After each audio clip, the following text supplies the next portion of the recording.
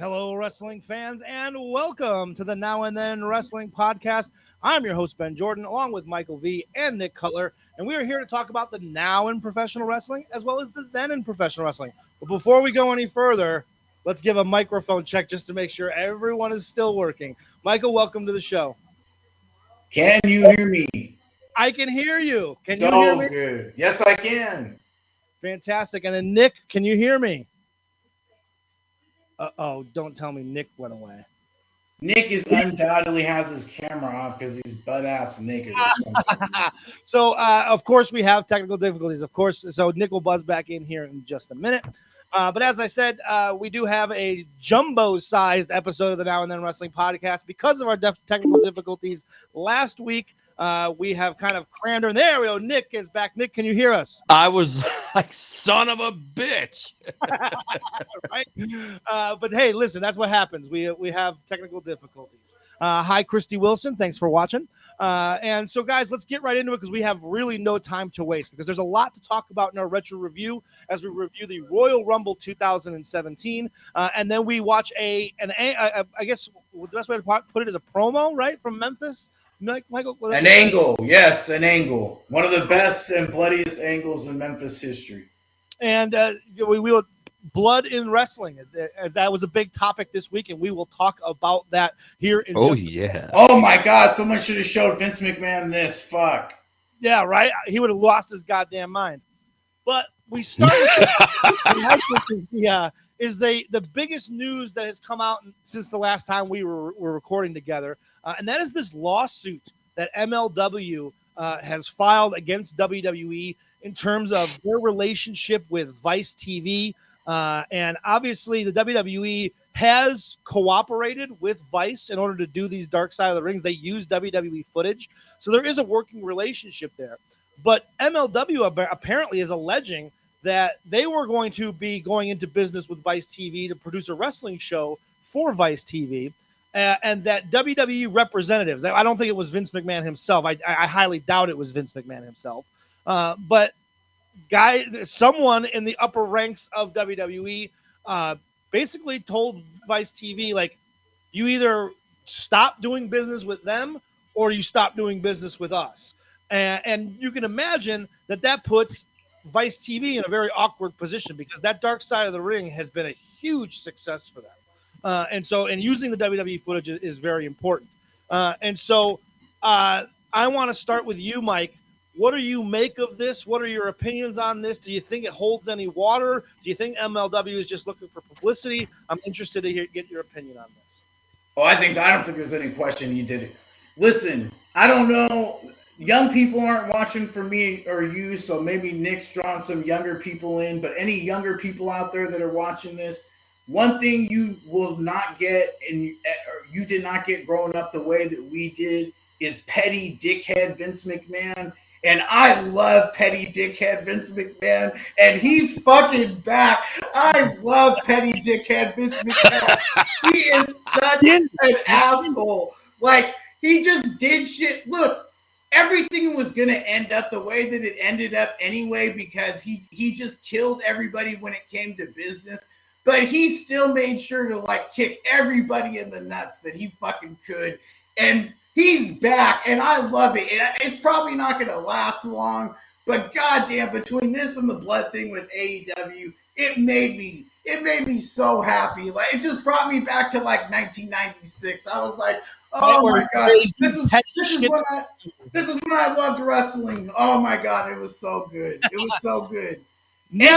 And the Saudi Arabia thing, I don't give a fuck about your human rights, pal. Like, he's just on a fucking roll. Like, Vince McMahon is on a fucking roll. It's the week. Vince McMahon has looked at the world with two fucking middle fingers up and just went, fuck all you. And hey, Walter, you too. Fuck you too. Yeah. Yes. He's on a roll. He's on a rant. I am legit picturing Vince McMahon discussing things with writers. Oh, by the way, Vince, we're calling Walter up. Who? Walter, that German guy from NXT. Look up a Nazi's name on Google and patent it and name him that. Like, what the fuck are they doing? I mean, it's good shit, pal. It's a madhouse over there right now. But it'll be interesting to see how far this goes. I mean, MLW doesn't have the money that WWE does to litigate this thing. And so they had to, if they're going to be spending the money that they're probably going to be spending, they must feel like they have a strong case.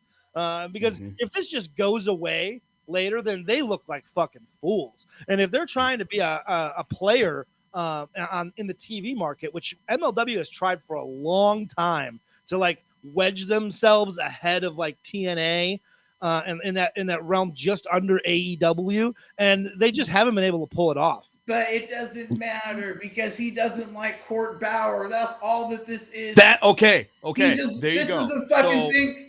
This is Vince being Vince. He's back. God damn it! I'm so happy. Like he can let Court Bauer have his little fucking fifth of a half of a % of the fucking pie, and he still wants to take that away from the guy just to be fucking Vince McMahon again. Oh, one of the fans of the show had messaged me, Jonathan Blowski, and he said, I wonder why Vince is okay with Vice TV, but he has a hard-on for MLW. And I was like, do you know who Court Bauer is? Yes.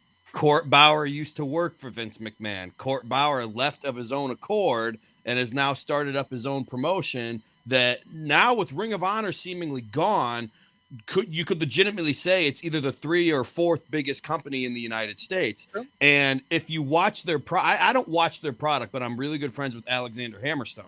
And so star, by the way. Yes. I see his shit all the time. And so I see the production quality that they put in it. Jim Cornette was working with them for a while. So, and Cornette doesn't fucking work with just anybody because he doesn't like leaving his damn house. Yeah, and Mr. St. Laurent is not a dumbass either. He knows his too. I worked with him when I was working for Gabe at Full Impact in Orlando. So I worked with him a couple of times. Mr. St. Laurent from the old message board days.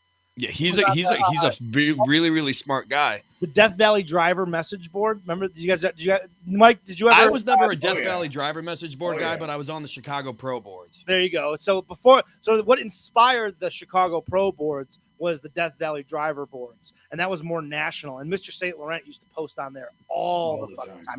He was huge on there as far as a personality. He's a smart guy. Really going to what Christy said here in the comments, she said Kevin Dunn maybe. I don't think it was Kevin Dunn. I don't think Kevin Dunn gives a fuck. It was someone in the office.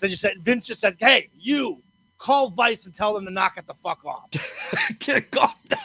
God damn it.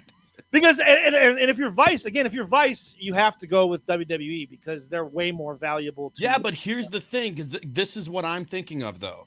It's like when Ring of Honor ran and announced that they were running in Madison Square Garden, and WWE tried to block it, and so Madison Square Garden canceled on Ring of Honor, but then Ring of Honor, well, not Ring of Honor, Sinclair, threatened to sue Madison Square Garden, not Vince, Madison Square Garden, and they got the decision overturned. So I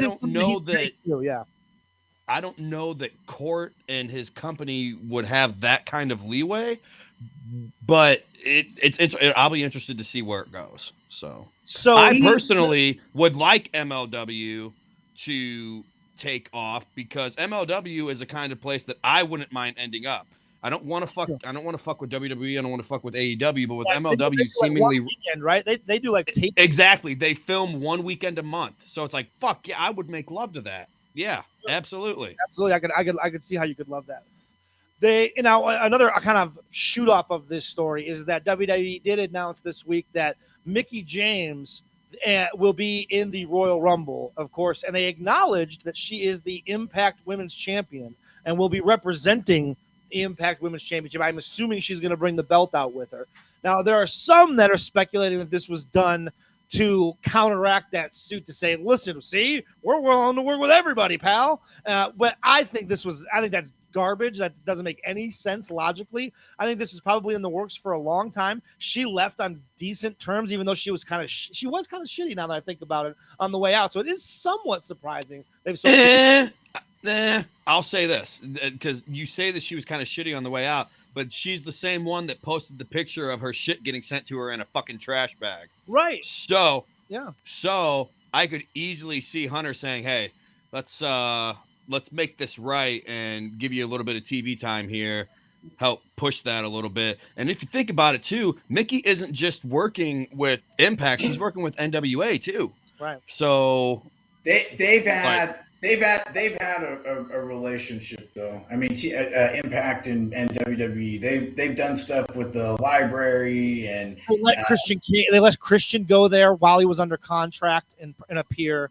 So they have worked. Well, that was a trade. That was a trade for the Flair thing. But I mean, even after that, with the current ownership, they've done stuff. So it's not surprising. They don't. This is different. Like, here's the thing. Like, WWE's always done this. Everyone acts like they don't, but they always have. They've always worked with other people. It's always been that way.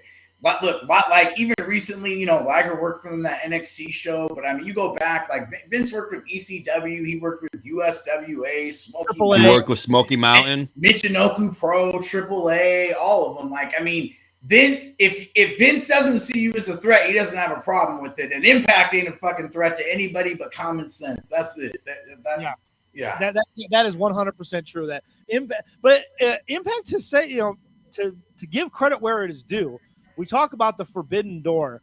They have worked with they have interacted with every other major promotion, and which is a great feat when you think about it. Until you think about it a little more, and you go, all of that didn't result in Impact moving up the ladder a single bit. It didn't. I think Scott D'Amore is a political genius in the sense that he knows how to build relationships, but he doesn't know how to take that relationship and use it to his own advantage. It's almost as if in his mind he says, oh, well, if we work with WWE or if we work with AEW, then that will automatically make more people watch our product. But it's like, nah, because when AEW and WWE aren't there, your product is trash. So you kind of need to elevate yourselves and put on a better show if you're going to rely on these relationships to bring in better viewership. And it's not working. Mike, you always have a unique view. What do you make? Do you think it's impressive? Do you think it's he's just a mark? What do you think? What do you make of them being able to work with everybody but not really paying it off? I mean, Don Callis has a lot of relationships in the business, so I'm not surprised. I mean, I think for him, it makes sense for what they did. I mean, they got to try. I mean, it's exposure. If you don't have good TV, then at least you're getting on other people's TV and exposing your product. Did it work? I mean, it doesn't really look like it worked or helped that much. Maybe it bumped up their pay-per-views a little bit or something. Who knows? But, I mean, you got to try if you're them. I mean, what else are you going to do? Just wither away on Access or, whatever the hell it is that they're on now? Could you imagine Vince McMahon, like, when he asked them, like, I don't know, pal, what are they on? Oh, Access TV. I mean, he probably have that big belly laugh. Like, what the fuck? Weren't these guys on Spike TV? Like, just, my goodness. Right? What the fuck have they been doing, pal? Yeah. But since we're talking about this Forbidden Door thing and the Royal Rumble and Mickie James, on that same token, there have been not. Why is it such a pornographic term? Why do we use what is a Forbidden Door? Why does that just sounds so? Sounds like yeah. Is that when you say that, it makes me think of like a stepson, stepmother type shit, and I'm just like, taboo, fucking weird ass Forbidden Door shit. I don't think this is going to happen this year, clearly. However, but I will say this: it wouldn't surprise me, and I wonder if it would surprise either of you, that if this year or next, Chris Jericho appears in the Royal Rumble while still with AEW. Oh, I don't think so. No? No. I could see this. I don't know if it will, but it won't surprise me if it does. They AEW let him film that podcast with Austin. So yeah, but then things started ratcheting it up a little bit when the viewership got close. And I think, look, when they got Punk and Bryan, all bets are off. Now they're pissed, and you can see because that's when that self-mutilation thing. It's the same fucking thing he said about WCW. Like, I bet you that Nick Khan probably read the original version and saw that it said, that they practiced in self-mutilation, he probably erased the part where it said, like Ted Turner's WCW. Like, Vince had that shit written up like that, like, just to bring it up again. Like, you brought it up, so let's tell everybody maybe don't know what this quote is all about. So if you're not familiar, there was a women's tag team match, no DQ match, on a recent episode of their television where the bunny bled everywhere. It was really impressive. Maybe one of the best blade jobs by a woman I've ever seen. And I'm a mark for blade jobs, admittedly, right? I am a huge blood mark when it comes to professional wrestling. There's video proof of that on that Eddie Guerrero thing. There's video proof of you being a mark for blood. Yes. I fucking love it. I fucking love it. And so it garnered a lot of attention. The match was good for a women's no DQ match. It was fine. But it was weird to find that a couple days later, and I don't even know the context, but a WWE spokesperson suddenly was calling attention, and a quote was given to the Toronto Star, and it said, quote, "If you look at the gory self-mutilation that bloodied several women in the December 31st event on TNT, it quickly becomes clear that these are very different businesses. We had an edgier product in the Attitude Era, and in the 2022 world, we don't believe that type of dangerous and brutal display is appealing to network partners, sponsors, venues, children, or the general public as a whole."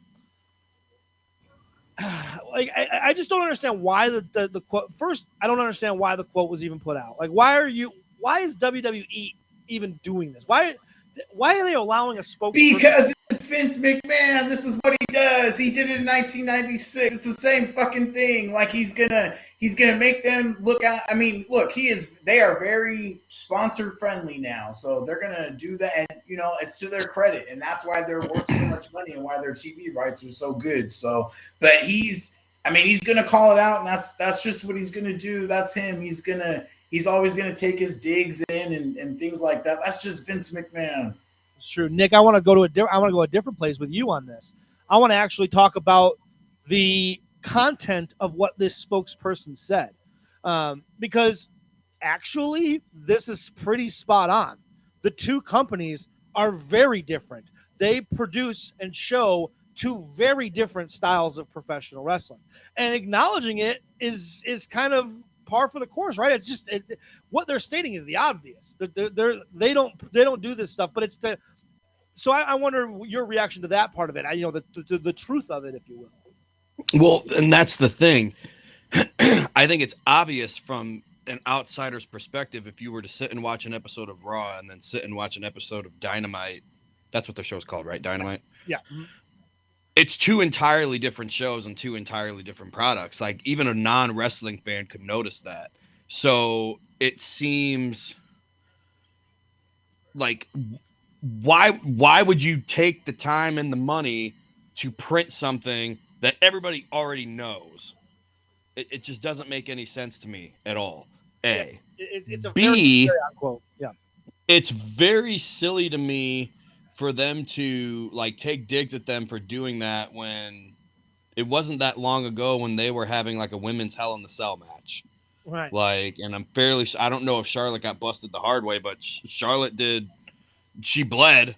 So it's Becky Lynch bleeding all over herself was what got her over. Took her to the next level. Yeah, Becky Lynch isn't who Becky Lynch is today if she doesn't get her nose busted all over her face. Yeah, she didn't blade though. That's what they're trying to say. No, Nia knocked her the fuck out. Yeah, which is stupid. Which is stupid anyway. Yeah. They're working the marks though. I mean that's what they're doing. Because look, we all know, and if you don't know, you should know. There are multiple things in every single match up and down the fucking show that are a lot more dangerous than fucking blading. Most people don't get hurt fucking blading. You can say whatever you want, and if you don't like it, that's fine. And if you do, that's fine too. But no one can argue. If people don't get hurt blading. I mean, that. I would rather blade than take a Canadian destroyer. Yeah. Right. Yeah. Right. One is way safer than the other. Yeah. Absolutely. One you're in control of, and one you're out of control. Yeah, but when you that's why you use the words like that to make people think that it's like, because the average person hears that and it's like, wait, you use a razor blade and do what? Like, it just sounds insane, but it's like, well, actually, this is pretty safe, compared to all the other stuff that you think is fake. Like, this part really isn't that bad at all. So they're working the marks and trying to get a little outrage and get a little dig. Oh my God, this blade to the forehead, it's just so barbaric. As you hire Lio Rush after he takes a pile driver off the top of a ladder through a freaking table. Yeah. No sells it. But that's not barbaric at all. No, yeah, it's just weird, but you're right. It's them taking petty shots, and it's interesting because they're acknowledging AEW on multiple levels, and they're actively distancing themselves from that style of product. I mean, all of their releases have been to flush out anything that is that AEW style of wrestling. They're just which is just the Smart Marks favorites. They're literally getting rid of everybody that the marks cry about aren't getting used correctly on Twitter, and they're like, okay, fine, fuck them. Like, there, go. Yep. They can go here. Cheer for them there. Leave us the fuck alone. Yep, I agree. And this is good. This is good. Like, any kind of competition is good, and I don't mean like in a where they are business wise, but just that's what the business needs. It's what it lacks like the most is. And it's there's no competition. It's not just the promotions. There's no competition between the promotions. Because there's no competition between promotions, there's no real competition amongst the guys in the back either. And that's why everything is so fucking flat. So if this spurs even a little bit of that, it's never going to be the way that it was. That's fine. But if we can get a little bit of that going, fuck, that's good. Create some fucking drama. I'm tired of the just, everybody's getting paid really well by what used to be pro wrestling standards, and God bless them. But that level of like that same, and you hear the guy say it. Austin said it. Vince said it on that Austin interview. That's what he talked about. Is that they don't have the guys that want to grab the brass ring, and everyone kind of, shit on him for saying that. But I understand what he's saying, though. There's not that like cutthroat mentality. Yeah. Well, here's the thing. A lot of guys, I forget who it was that pointed this out. I think it might've been Jim Cornette. And right after that interview came out, I was listening to his podcast, and he's answering email questions or whatever. And someone had said, "What did you think about Vince saying that no one wants to take the breath?" And Cornette's like, "As much as I hate to agree with Vince McMahon, I think it's true because there's so few people nowadays that want to be professional wrestlers. There's a lot of people that want to be stars, but they don't want to be professional wrestlers. They're using pro wrestling to, like, they all want to be The Rock." They're like, okay, I'm going to be a pro wrestler and I'm going to be in WWE for a couple of years, but then I'm going to go be a comedian, or then I'm going to go be an actor, or then I'm going to go do this or do that or do whatever the fuck. So they don't give a shit because they're going to make money no matter what. Everybody's getting downside guarantees now. So it's like, it doesn't really matter what I fucking do. I'm going to get my $250,000 a year no matter what. Mm-hmm. So. And I will say this, those of us that have watched wrestling as long as you and I have, Mike, I think it's safe to say Vince is at his best creatively when his back is against the wall, right? When he feels threatened, he feels challenged, he gets motivated to change. And WWE's booking style, the 50-50, no one gets way ahead of the pack. I mean, only Roman Reigns gets way ahead of the pack at this point. Nobody else. And Brock Lesnar. But everybody else is in the same level where no one gets above because it's 50-50 booking. I think what everybody, and here's the thing, is that it sucks, but it's also like a necessary sucky thing because you can't let guys get too high and too low because there's 5 fucking hours every week for 52 weeks a year. Like, it's really hard you can't like bury guys too bad because you're going to need them later on. And you see, that's the thing. And that's when it gets like frustrating when it's like, they didn't give Bray Wyatt a push or stuff like that. And it's like, well, they did. He main evented several times. He's not going to main event all the time because, again, they're on for 5 hours a week, 52 fucking weeks a year. You have to mix it up. But in Bray Wyatt's case is that he never won in any of those main events. And that was one of the things because back when that whole style started going on, when so that would have been like 2016, 2017. When I had that match that I did on Raw, I was talking to Arn about it afterwards, and he's like, I'm so glad that we're doing enhancement matches again because we don't have a talent roster that has enough depth to be able to fill all the hours of TV that we have every week. People would be beating each other, and then it's like when we need someone to look strong, it's like, okay, well, who the fuck do we put him against? Right. Zack Ryder has lost for 13 weeks in a row. He's not going to be a fucking challenge mentally to Bray Wyatt.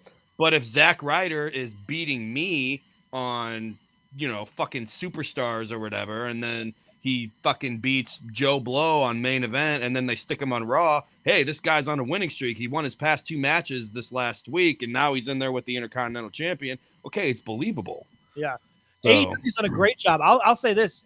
Pat on the back for AEW in using enhancement talent. They have so much talent that if they did that same thing where they did star versus star matches all the time, every match was a star versus star match, it would get old really quick. And they've done a good job. Well, what it also does is it'll, in this new current environment, when they release those graphics for matches on fucking Rampage or on Dark, and it's your local indie guy that you've been watching at your local indie show, and he's finally getting a shot as an enhancement guy, you're getting people to tune in to see their local guy, but he's an enhancement talent, and there's no expectation that he's going to win, but he's there to make the talent look good. You're right. If you're going to do he that, makes the talent look good. He gets paid. I'm assuming he gets paid. He gets paid, and that brush on TV is going to get him a bump in his social media. He's going to get a few more follows on Twitter. If you can find a guy or two, great. Mike, you have a thought? Just about the whole subject. I mean, I don't know, man. I mean, I just think the whole thing is, yeah, it's kind of frustrating even delving into it, man. For me. I mean, it's a different style of booking, and what I guess to kind of put a button on this and move on. Competition is good, and so if AEW provides a different product, it's like Lucha Libre or Puresu or American style wrestling. It's just a different style. There's two different styles. That's what gets me frustrated. Is just that, like, even when we're talking about the women's match, like, everyone kind of needs to relax a little bit, because, like, the women's match is a good example.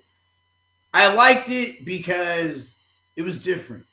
Mm-hmm. And if it's not your kind of different, that's fine. And we all do this too, even the people on this podcast. Like, but everyone is like, we shit on, there's nothing different, there's no alternative, then it is. And it's like, well, not that. And it's like, well, fuck that. Like, yeah. I mean, it's like, now we have one. I mean, and again, I mean, I do it myself, but it gets frustrating when sometimes when it's like, we start nitpicking everything, because it's like, there's some things that work, and and there's some things that don't. But I mean, overall, everyone does need to kind of understand the things like that.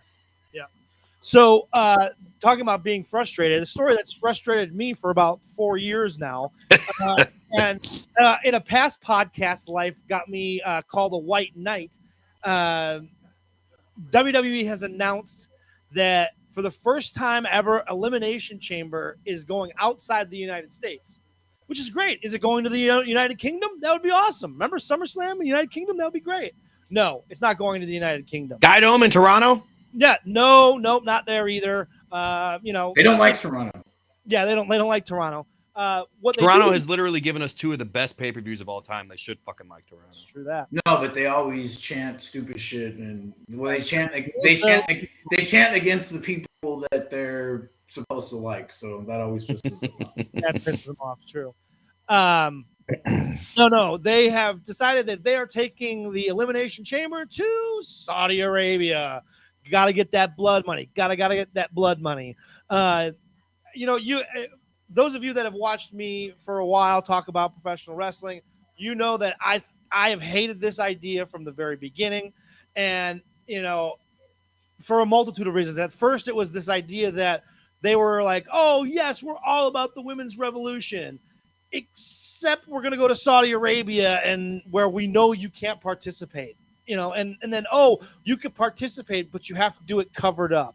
And it's just like WWE is being used as a political tool. And I know they don't care because they're making billions with a B, billions of dollars to do it, right? And as Eric Bischoff pointed out, they make more in 1 year, or one show a year with the Saudis than AEW makes in their entire contract with TNT.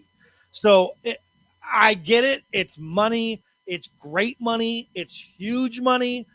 But, man, there's just some money not worth taking. And for me, I hate it, and I will always call it out, and I will always be the one to shit on it because I think it's been a terrible idea from the beginning. But I know I am in the great minority on this. I wouldn't even say that you're in the minority. I honestly think that it's like an even split. You're one of the vocals on the other side.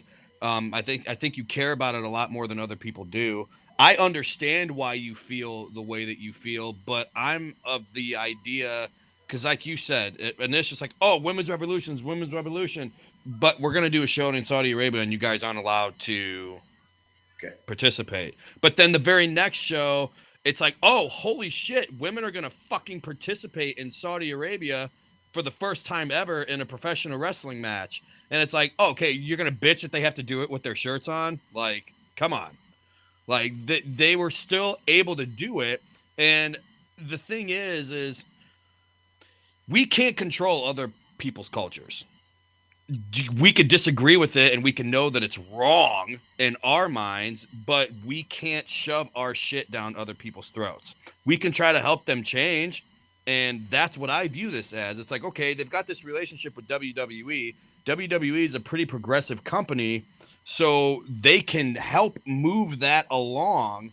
And who knows what's going to happen in the future? Are the Saudis still going to be pieces of shit when WWE's not there? Probably. I'm not even going to get into the moral thing of this because I honestly it's way too much to get into. But the fucking guy that we just talked about in the first segment that's doing all this shit, that wants to fuck with little ass Court Bauer and fucking all this other petty shit, talk about self-mutilation. You really think there's even fucking 1% of him that is doing this for any kind of advancement of women in Saudi Arabia or any? This is all about cash and nothing else. 100%. I was going to say, the conversation to go to Saudi Arabia with Vince McMahon was exactly 10 seconds long. It was someone saying, hey, Vince, the Saudi Arabian kingdom wants to pay us $6 billion to do a few pay-per-views. All right, sign them up, pal. Done and done, pal. Again, I can't knock that business. I just think you could be better about it. If you're going to be this global socially conscious company that they claim themselves to be, it flies in the face of that to do business with a government that we know for a fact killed a journalist who was talking bad about the Royals. But you don't hear about that. And like WWE is being used as part of this cultural rebirth or the cultural change of Saudi Arabia, which is really just like a political distraction.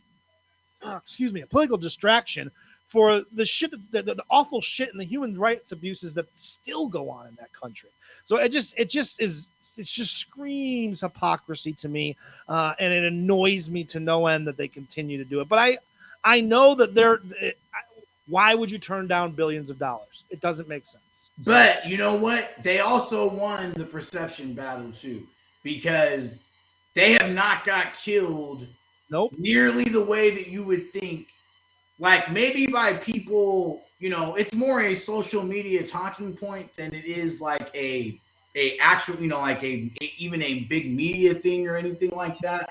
It's not something that's really tarnished their image. It's not something that's really hurt their brand at all. So, I mean, they even won that. The consequences were, you would think they would have been more, but they were really minimized. I mean, it's a win for them, regardless. Who's the guy that I'm drawing a blank on the name? The guy that took over for Jon Stewart for a minute, or worked with Jon Stewart and then went to HBO. Now has the kind of Jon Stewart-esque show on HBO. guy with the glasses. Conan O'Brien. John Oliver. John Oliver did a pretty extensive segment calling out everything about the WWE's relationship with Saudi Arabia, and it fell on deaf ears. Yeah, got no traction. Yeah, nobody cared. Nobody in the Nobody mainstream cared. media gave a shit. Yeah. Yeah, and because they all said the same thing. Well, it makes sense. I mean, wait, $6 billion? Well, yeah, of course you're going to take that. So yeah, Elimination Chamber is going to be over there. The shows themselves that have been over there have been fairly dog shit. Like one of the worst matches in WWE history happened on one of those Saudi Arabian shows, which was Goldberg and Taker. And then also the tag match, DX versus Kane and Undertaker. Bite your tongue. Those are two of the best. Those are two of the best worst matches watching of all that segment time. where Hunter tore his pec, and I was like, "Oh, Jesus Christ!" What I find Those are the best. What I find what I find interesting. Go ahead. You were fantasizing. Continue. This wasn't the right word. What I found a whole different podcast now, folks. When you watch the Undertaker multi-part documentary, you get a kind of a different look at that match because Undertaker is there and he's having like marital issues with his wife when he's going there. So like going into that match, he didn't give a shit about that match. And then Shawn Michaels was so out of shape and so shouldn't have been in the ring that match was doomed to fail from the beginning. I remember sitting there and the fan in me is like, please be good. Please be good. And it's 5 minutes in and I'm sitting there going, please get better. Please get better. And by the end of the match, I'm just like, fuck. Yeah. Damn it.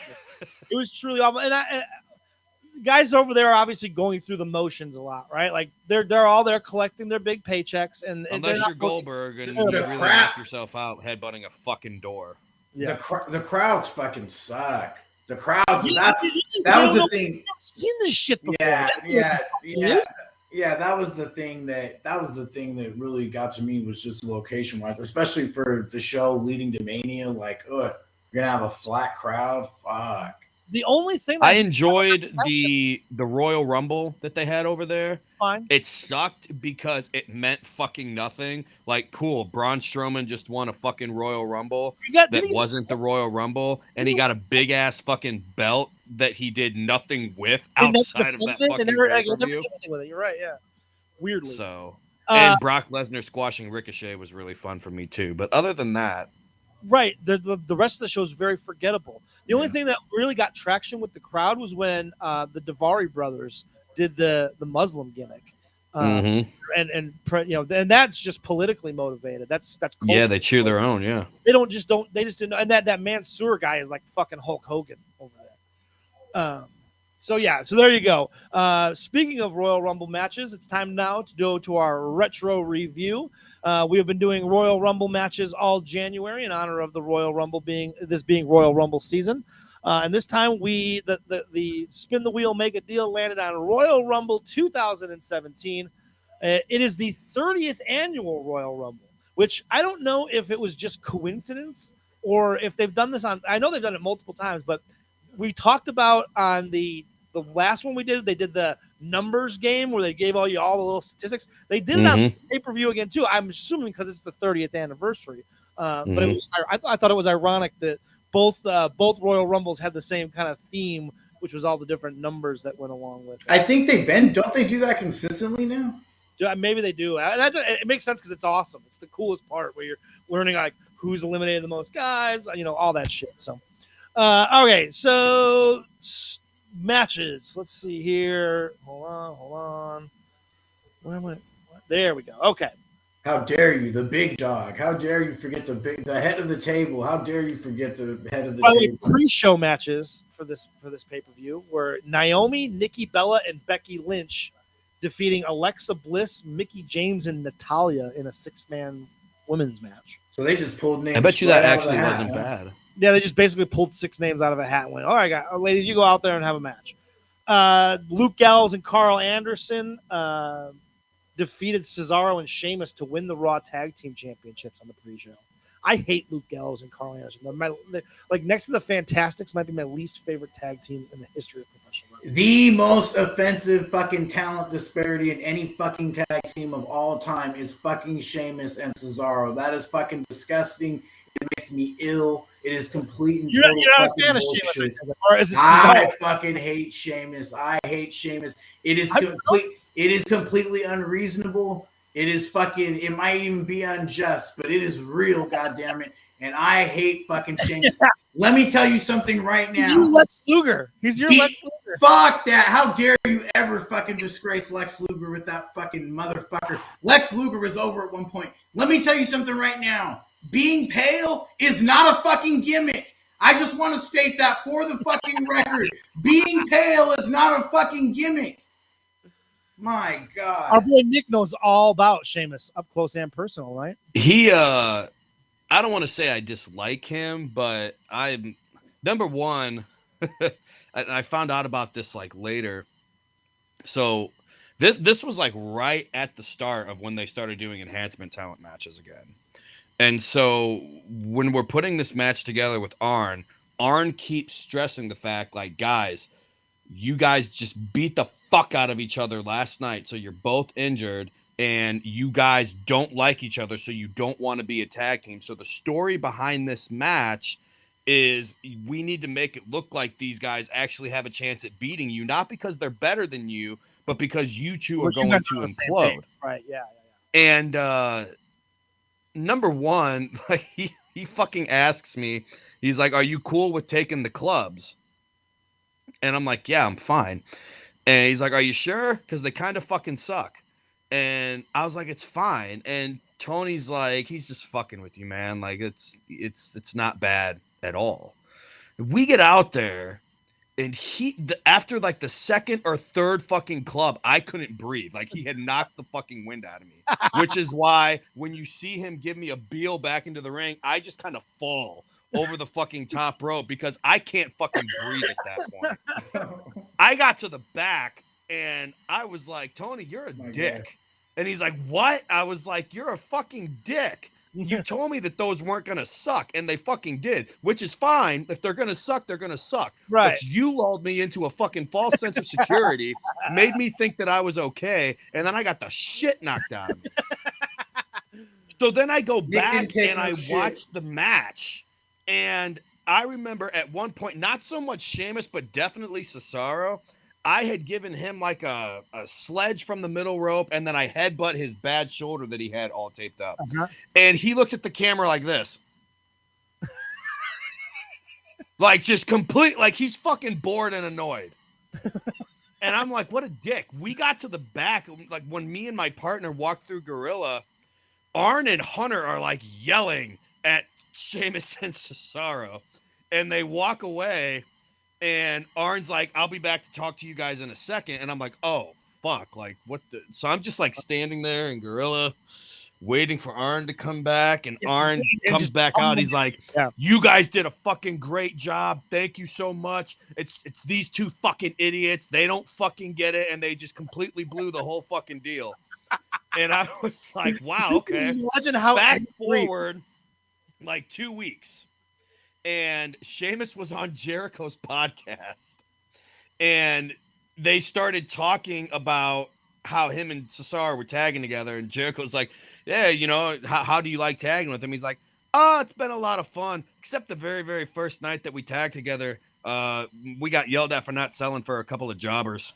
And I was like, you fucking piece of shit. Yeah. It's like, you can imagine how frustrated Arn Anderson must be when like he gives instructions on how to put together a tag team match and a couple of dumbasses like Cesaro knows better. Like, what? Do what fucking Arn Anderson fucking tells you to do. Like, what are you doing? Mm-hmm. That's a funny story. That's interesting.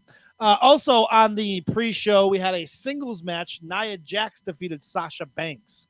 So there you go. I love Nia Jax.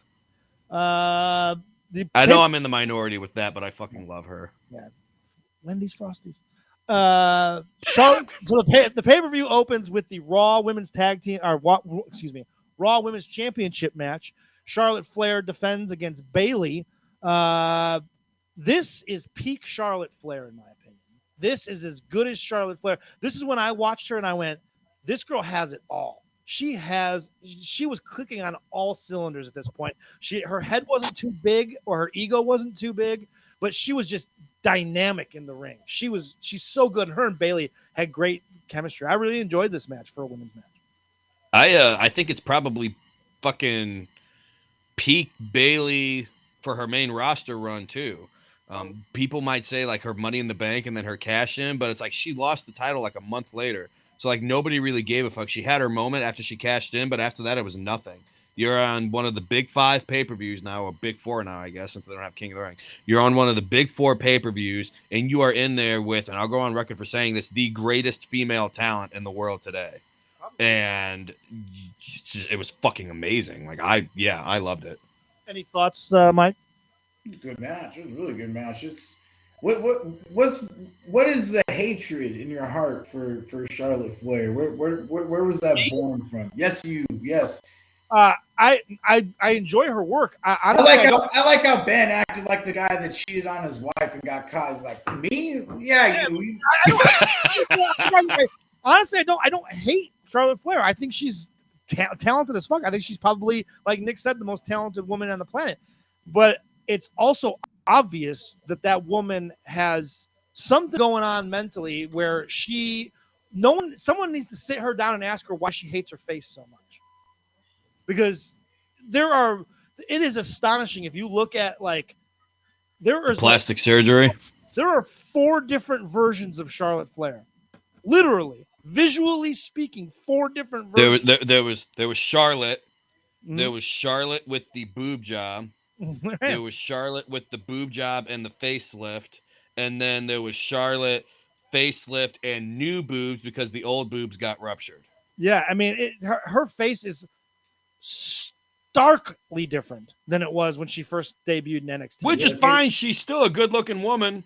Look at China. There's something to that. Why do you hate your face so much? Look at China. It's the same thing. That's a lot of pressure when you don't look like all those other girls and you're hired specifically for your looks, and it can do a lot of shit to you and make you do some, feel but China got fucked because China's role changed like after she got hired. Like, hey, we like the fact that you look like a fucking man and that you can manhandle half the fucking roster. But then once that was done, it's like, hey, we kind of need you to look like a woman now. Can you go and have like 10 grand worth of surgery? We'll pay for it. Which was, I mean, cool, whatever. Like, I don't know if I'm in the minority on this or not, because I don't really hear a lot of people talking about her. But like 2001 China, sign me the fuck up. Like, roll Tide on her. Yeah. But yeah, that had to have been frustrating as fuck for her. Charlotte, I feel like she's just doing it of her own accord. She already had the job, like, right, and she's got the talent that overcomes. Whoa! And she has the last name Flair. So if anyone can get by without having fake tits and a facelift, it's her. Mm-hmm. You don't bury the lead here. Could we backtrack to that, please? So you're saying that 2001 China, you're just like the bottom of a ketchup bottle. You're all about it. Yeah, we just outed that Nick spent a lot of time with that issue of Playboy. Absolutely. Are you familiar? If you have not, here, we will not out anybody here on the air. So no one has to admit to have seen it, but are you at least familiar with the concept of her one of her porn videos vis-a-vis wrestling? Oh, absolutely. So I watched her porn, not the one that she made with X-Pac. No. Like the Vivid one that she made later on. But like, to be completely honest, I can't watch it anymore. No, I haven't seen that. Do you know the concept? Do you know the concept, Ben Jordan? No, what is my God, Ben Jordan! She did a scene with Lisa Ann. Whoa. That was the one that I loved. Because Lisa, so they had this guy playing Vincent Stephanie. Yes, and Lisa she fucked Ann Vincent Stephanie. She fucked Vincent Stephanie.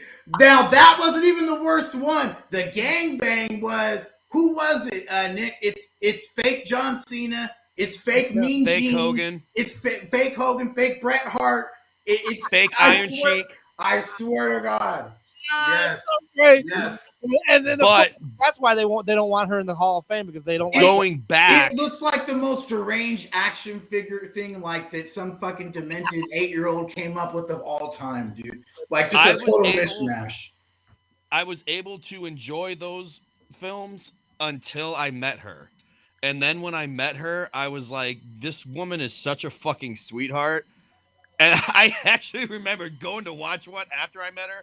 And I'm like, this is doing absolutely fucking nothing for me now. And then when she passed away, I was like, I won't even hear of it. I'm like, absolutely not. It's disrespectful to touch yourself to someone that has passed away. You can't do that. Oh, that's so funny. I was so pissed when that porn star Shyla Styles died of like an OD, because I'm like, I can't fucking watch her scenes now. So Betty White's off limits now. No more Betty White. No Betty White. Sorry. Why the world is really mourning Betty White. That's the real reason right there. Yep. All right, moving ahead, we have the Universal Championship match. Kevin Owens defends against Roman Reigns. Of course, this is involving Chris Jericho above the ring, suspended above the ring in a shark cage, because as the story was going, that Jericho kept interfering to help Owens retain.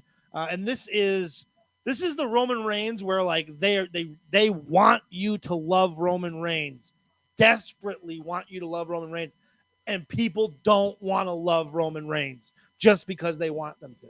And this is like peak of that. Actually, that brings me to an interesting point. But before I get to that, as with every Kevin Owens match, this match was brought to you by Sports Authority.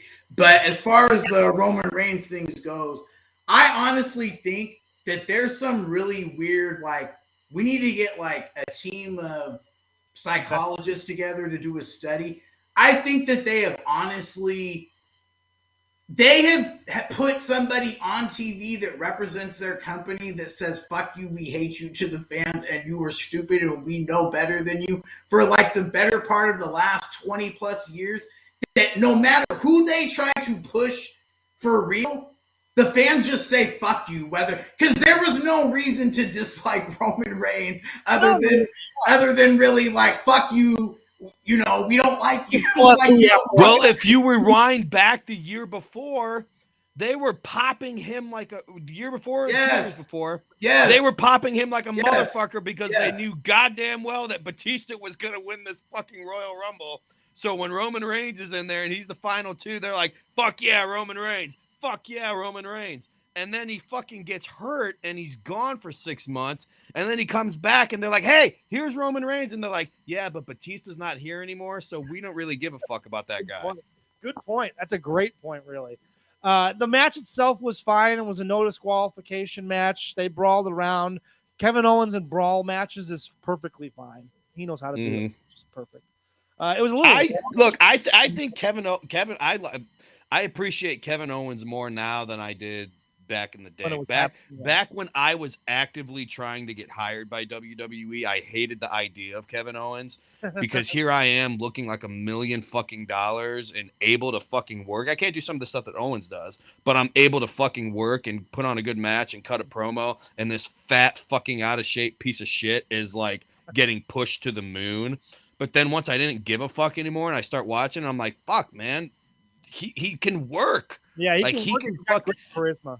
When they were having that 5-way match at that day one pay-per-view, I kind of thought to myself, you know what? They haven't really done much interaction between Kevin Owens and Brock Lesnar. I would watch that. If there was a Kevin Owens Brock Lesnar match, I feel like that could fucking work. Mm-hmm. I think they've always made a mistake. I know they don't do pile drivers there, but like that package pile driver, when he does it, it looks so fucking cool. And I think it would set him to a new level. But at the same time, he's getting paid something like $5 million now, and is going to be there for as long as he wants to be there. So, you keep doing that Stone Cold Stunner. It's fine. Exactly. It's so weird that Steve Austin blessed that. I almost feel like he felt like he had to, and he didn't really want to. Like privately, if you were having a beer with Steve Austin and you asked him, "Hey, are you cool with Kevin Owens doing that fucking Stone Cold Like, stuff? fuck that guy. No. He probably would have been like, no, but Vince gave me But I want to keep getting paid to do my podcast on the network. So. Vince asked me if I'd go ahead and bless it publicly so that he didn't get booed for it. Which leads us to our next match. I don't know why that's a segue. The WWE Cruiserweight Championship match. Neville versus Rich Swan. Both guys perfectly capable. But this crowd could not have possibly given a smaller shit about these two. And for reasons I don't understand, they were doing rest spots. Like, what are you guys doing with chin locks for? The crowd clearly doesn't give a shit. Just keep moving. They cheer when you do moves. What they don't want to see is two flippy guys in a chin lock in the middle of the ring doing rest holds. It was just because Vince was in the headset going, God damn, they're going too fast. Tell them to slow down. We got time to fill. Grab a chin lock.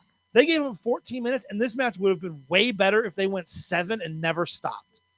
I don't think any cruiserweight match should go longer than 10 minutes because the whole cruiserweight style is boom, boom, boom, boom, boom, boom, boom. Unless you're in there with like one of those beefier cruiserweights who's more of a post than he is a flyer, there's no reason for a match to really stop like that, especially with the audience that you're trying to cater to and the story that you're trying to tell.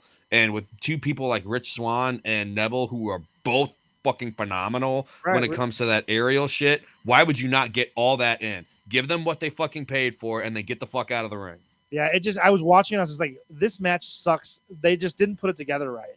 Like, I was rest spot, chin locks. What are you fucking doing? I don't think it mattered. You can go back and watch pretty much every big dome cruiserweight match in WWE, and the crowd's never into it. They're never into the cruiserweight division there, and for some reason, it's like that a lot in New Japan too, with their junior heavyweight division, big domes. But I mean, it's harder to get good sustained crowd noise in big domes, and the cruiserweights that division is almost never over when they actually have it running. I remember one cruiserweight match that got over in my mind, at least when I watched it, and it was actually it's funny when I stop and I think about the things that I was actually at TV for.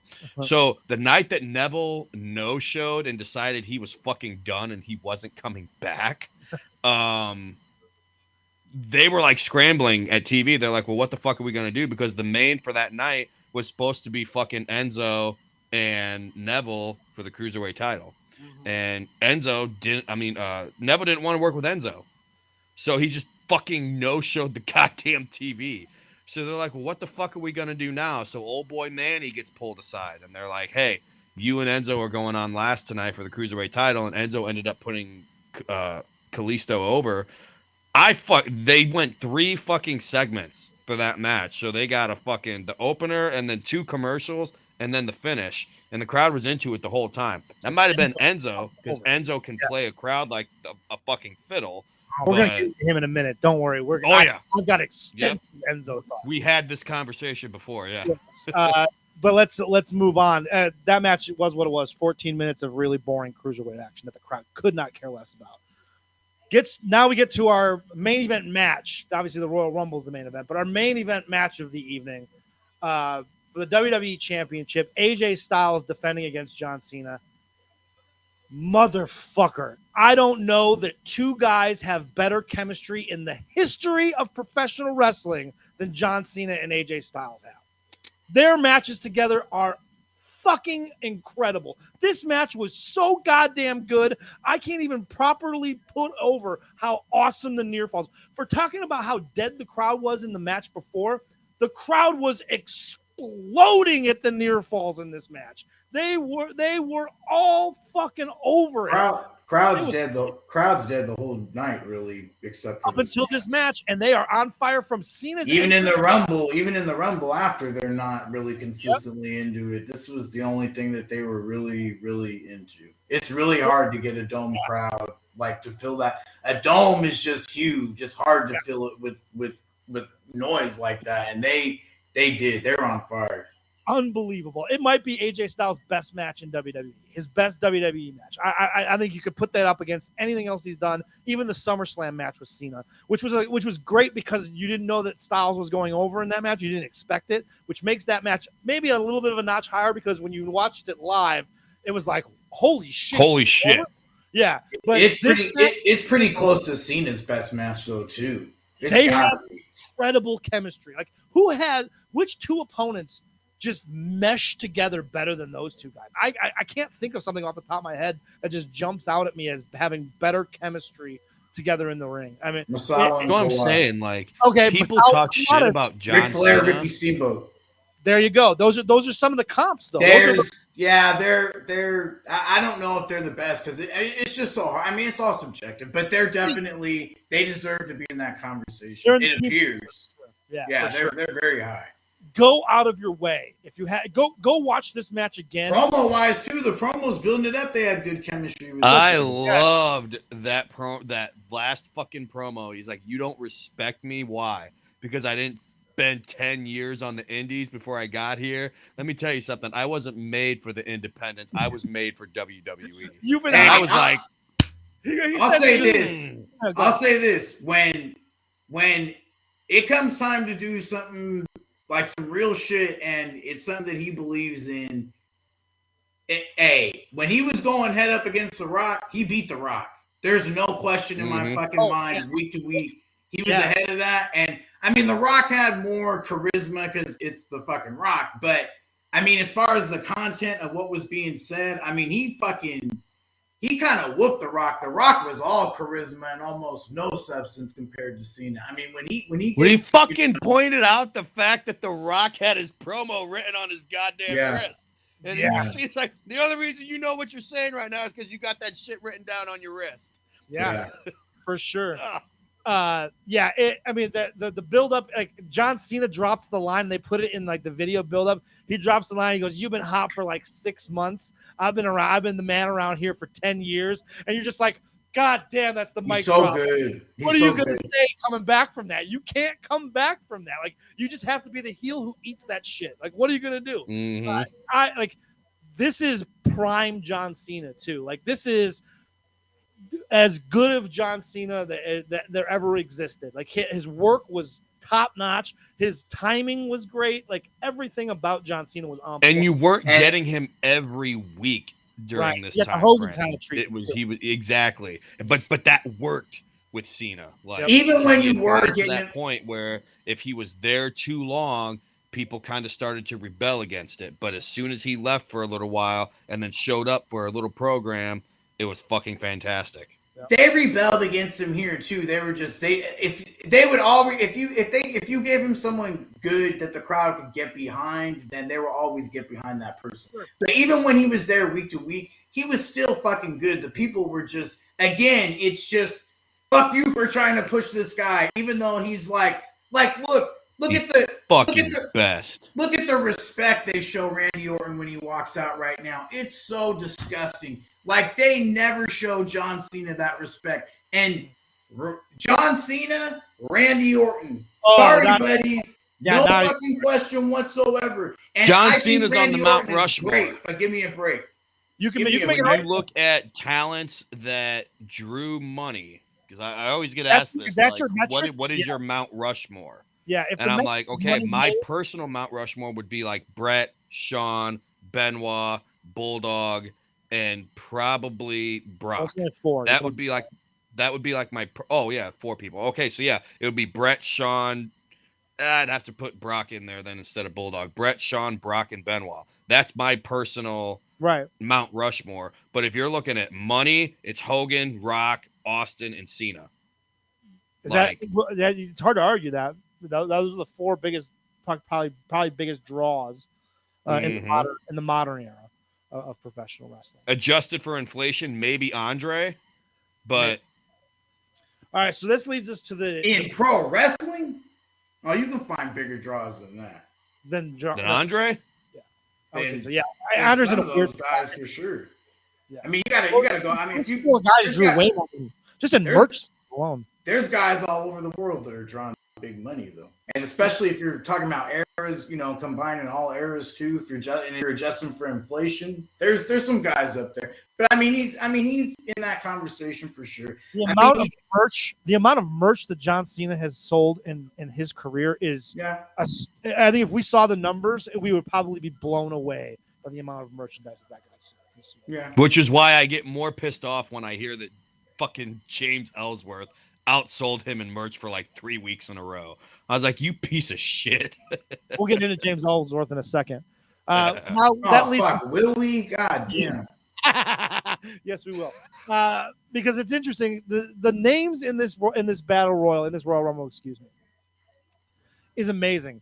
So I sat down and started watching it, right? And I'm like, all right, Big Cass and Enzo come out first.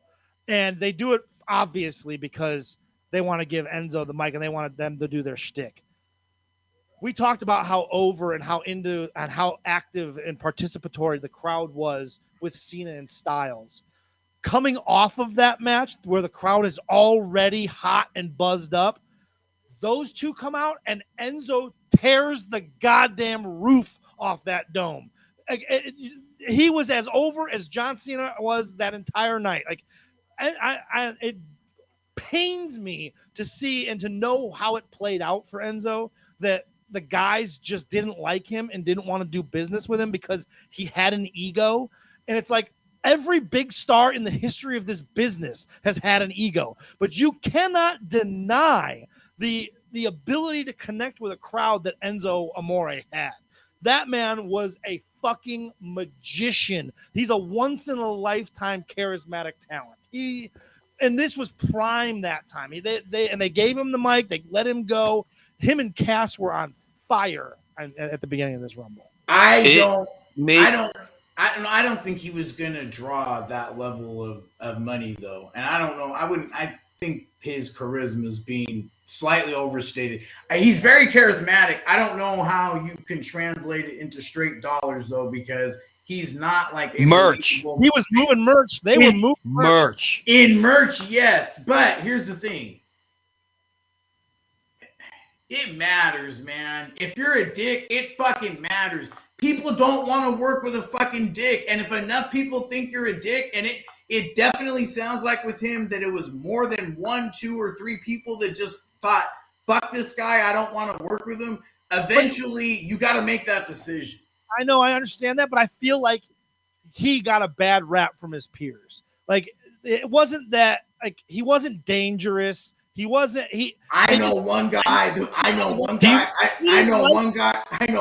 I trust that worked with him. That he had. Are you talking about fucking Gotch? Yeah, Simon Gotch. About Gotch? I'm not naming any names. Okay, so going back to Gotch, because Gotch like publicly buried him on a fucking Rob Feinstein fucking shoot, and he had made it a point to say that, Enzo was like, oh yeah, I got like notebooks full of promos, and Gotch is like, you have to write down your promos. You can't just go out there and talk. Look, motherfucker, I would rather listen to a fucking promo that Enzo has written down in his fucking notebook than listen to you just fucking talk, you piece of shit. Yeah, that is just straight fucking jealousy. That's my man, Seth. That is a Seth thing to say. Seth has said things like that about me to my face. So I don't give a fuck. I'm still good with Seth to this day.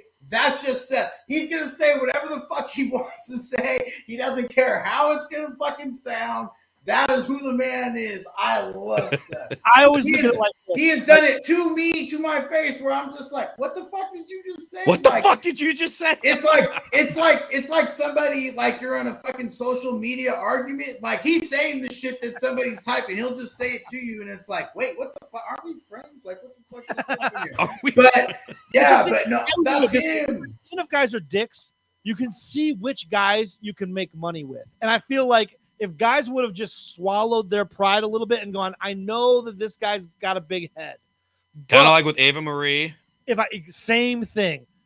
You gotta be able to see when there's money to be made. And the people that are that kind of a star, they need heels to carry them to matches that will draw money, make them a bigger star.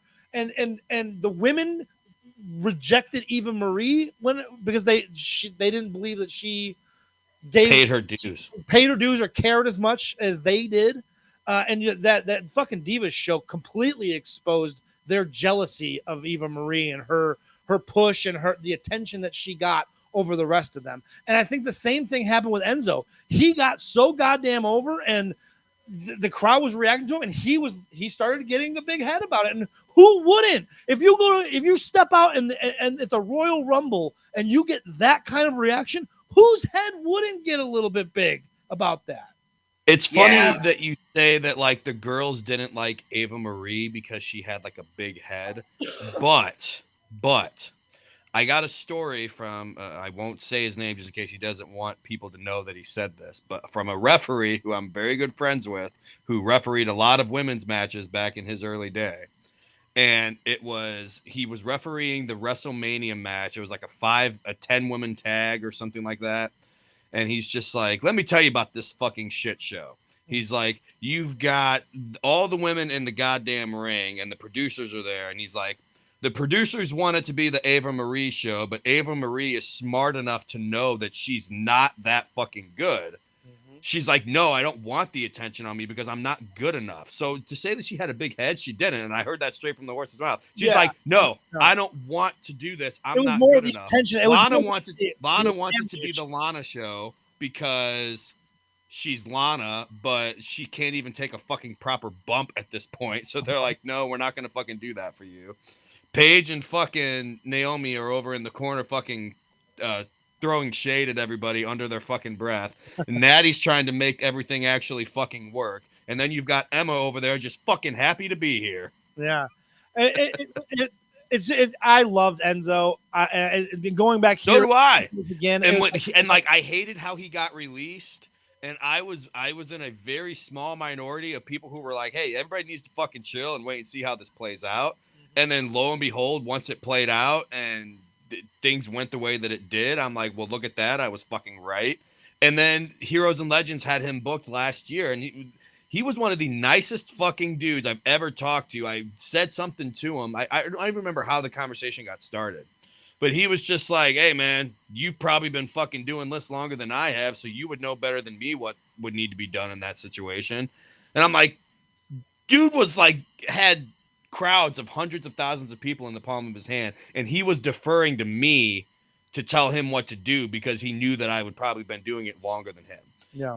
And he fucking recorded a free fucking promo and sent it to my fucking niece, telling her happy birthday. That's like, yeah, that dude can do no fucking wrong in my book. I think he gets a bad rap, and obviously the story of Roman Reigns kicking him out of the dressing room is the most famous story that goes around with him, and it's just so disappointing how that all worked out because it could have been. That's what I'm saying. It's more than the guys seem to be. I mean, there seems to be a lot out there of it being more than just him having a big head. Like that seems like it's more than just that. And even if it's just that, that's part of the culture of the business too. Though Miz went through that too. And Miz took a lot of shit. You know what? He ate it, and at the end, it seems like he got everybody's respect that way too. Like it seems like everybody at least has respect. And it seems like Enzo didn't. Yeah, I think what the problem was is Enzo didn't eat that shit, right? He kind of fought back against. Let's not. Well, he pretty much admitted that he was just like he wasn't going to like. He straight said that he was like butting heads with Hunter because Hunter's just like, bro, just fucking relax, like, and just play it cool and do your thing. And he's like, no, fuck that. Yeah, it's interesting. So what also is interesting is as I'm watching this Royal Rumble, all right, Big Cass is first. He's no longer in the company. Number 2 is Chris Jericho. He's no longer in the company. Number 3 is Kalisto. He's no longer in the company. I'm like, oh, I wonder how many people it's going to go. Number 4 is Mojo Rawley. Also no longer in the promotion. Thank God. Yeah. Number 5, Jack Gallagher, Mr. Me Too, no longer in the promotion. Number 6, Mark Henry, no longer in the promotion. Number 7, Braun Strowman, no longer in the company, which I'll stop there and point out. It's astonishing to me, looking back at 2017 Braun Strowman, to then fast forward to now and realize that he is no longer in that company. doesn't make sense to me because it was so obvious in 2017 that dude was a star, and they were priming him for it. The first half of this Royal Rumble is the Braun fucking Strowman show. And if you think about it, he was doing all the right things to take that spot because look at fucking Braun Strowman when he debuted. Like, I mean, yeah, he's a big guy, but he was an out of shape, pudgy motherfucker. And then you just fast forward a year and he looks like a completely different human being. Yeah, and he as good as he looked here in 2017, he looked even fucking better in 2020. So it's just like, holy shit, how the fuck did this not work? I don't understand. Well, why Isn't he another asshole? I don't know. I've never met him. I don't know. I've never heard that about him. But honestly, him and Bray Wyatt are probably the two biggest victims of the 50-50 booking thing. Didn't he tell Kurt Angle's kid to fuck off or something like that? I don't remember that. I guess that would probably do it though. Oh, we got a question we forgot to answer. So saying all that, do you think the knockout in Chicago was Gotch or Enzo? Just wondering your guys' thoughts. He threw him into the bottom rope and knocked his ass. I was there. I was actually there. And the word on the backstage area was that it was Enzo. Because Enzo did not let Gotch guide him. He just fucking threw himself with fucking Gotch. Yeah, that's what it looked and like. Just lost control of himself and bam. So it's just he actually left in a fucking ambulance that night. No shit.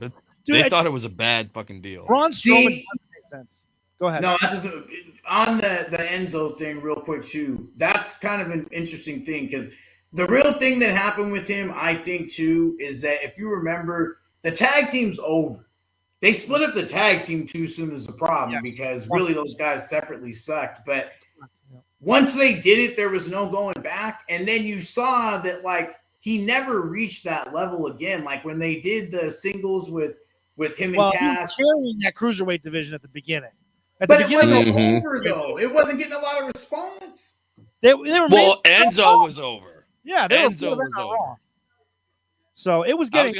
Over. It was getting over.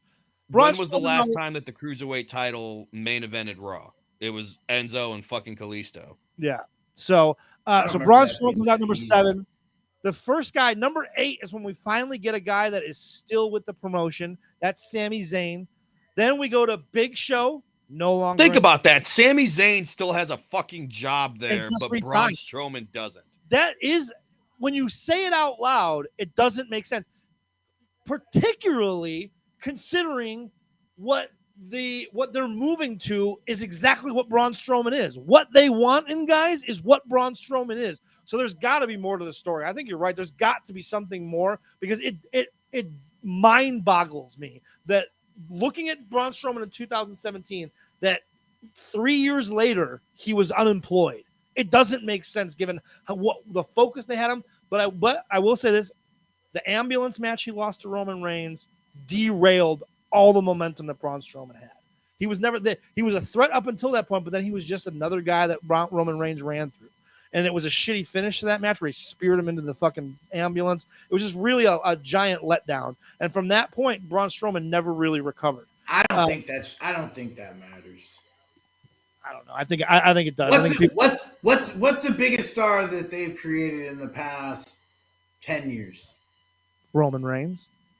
Well, no, that I mean, was actually over, with the crowd consistently, not just hated and fucking. It's on a mainstream level. It's Daniel Bryan, right? Probably, yeah. All he did was lose. It didn't fucking matter, man. If you're over, it doesn't matter. The way that it is now, again, you have to understand their mentality. The mentality of the fans is fuck you. No matter who you give us, even if it's John Cena, who is probably the best of his generation in that company for sure, we're still going to say fuck you. So, I mean, that's the thing. If you beat a guy, they just get more behind you if they're really into you. I don't buy it's not the booking is not the same anymore. I don't think it kills you. I think if you're really over, then you're going to get more over because you're going to get sympathy on you. They beat Bryan. They beat him. They beat him. They beat him. They were going completely the fuck away from that.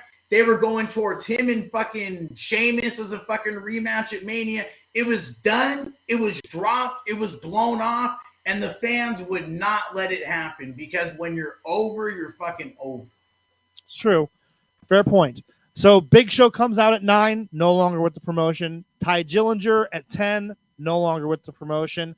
Number 11 is James Ellsworth, which is an interesting conversation to have because he gets caught up in the Me Too thing too, and he's a complete fucking scumbag. Let's make no mistake.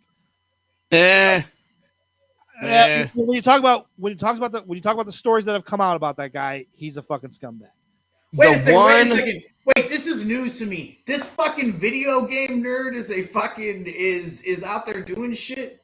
Oh, James. So the one that I'm aware of, I haven't heard multiple stories. The one that I'm aware of where I'm kind of like, that's bullshit that he got heat for that, is he was fucking creeping on a girl on Snapchat. Never bothered to like tell her he never bothered to ask. She never bothered to tell the age. He became disinterested in it. And she's like, okay, well, whatever. I'm 15 and I have all of our conversations saved. And he's just like, he also sent dick pics to her though too. Well, yeah, prior to knowing that she was 15 years old. Finds out that she's 15, blocks her. Still has, there's a reason why he hasn't been fucking arrested. It's because he showed the fucking cops everything that he had. And he's like, look, as soon as I found out that she was underage, I was out. Now, that is what I know. Anything else like that he may have done to anybody else, I can't fucking speak for. So I can only deal with my personal dealings with him. And that I know was bullshit. Well, I looked it up and the story, also according to sources, Ellsworth contacted someone and offered them a few $1,000s to find out where his accuser lived, and it was going to pay the guy to break into her home and steal her mobile phone. So now that's fucked up. Right. I did not know that. Yeah, so, that's fucked up. Guy.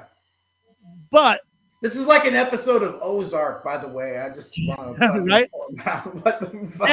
That said, the rise of James Ellsworth in 2017 is fascinating that it ever even happened.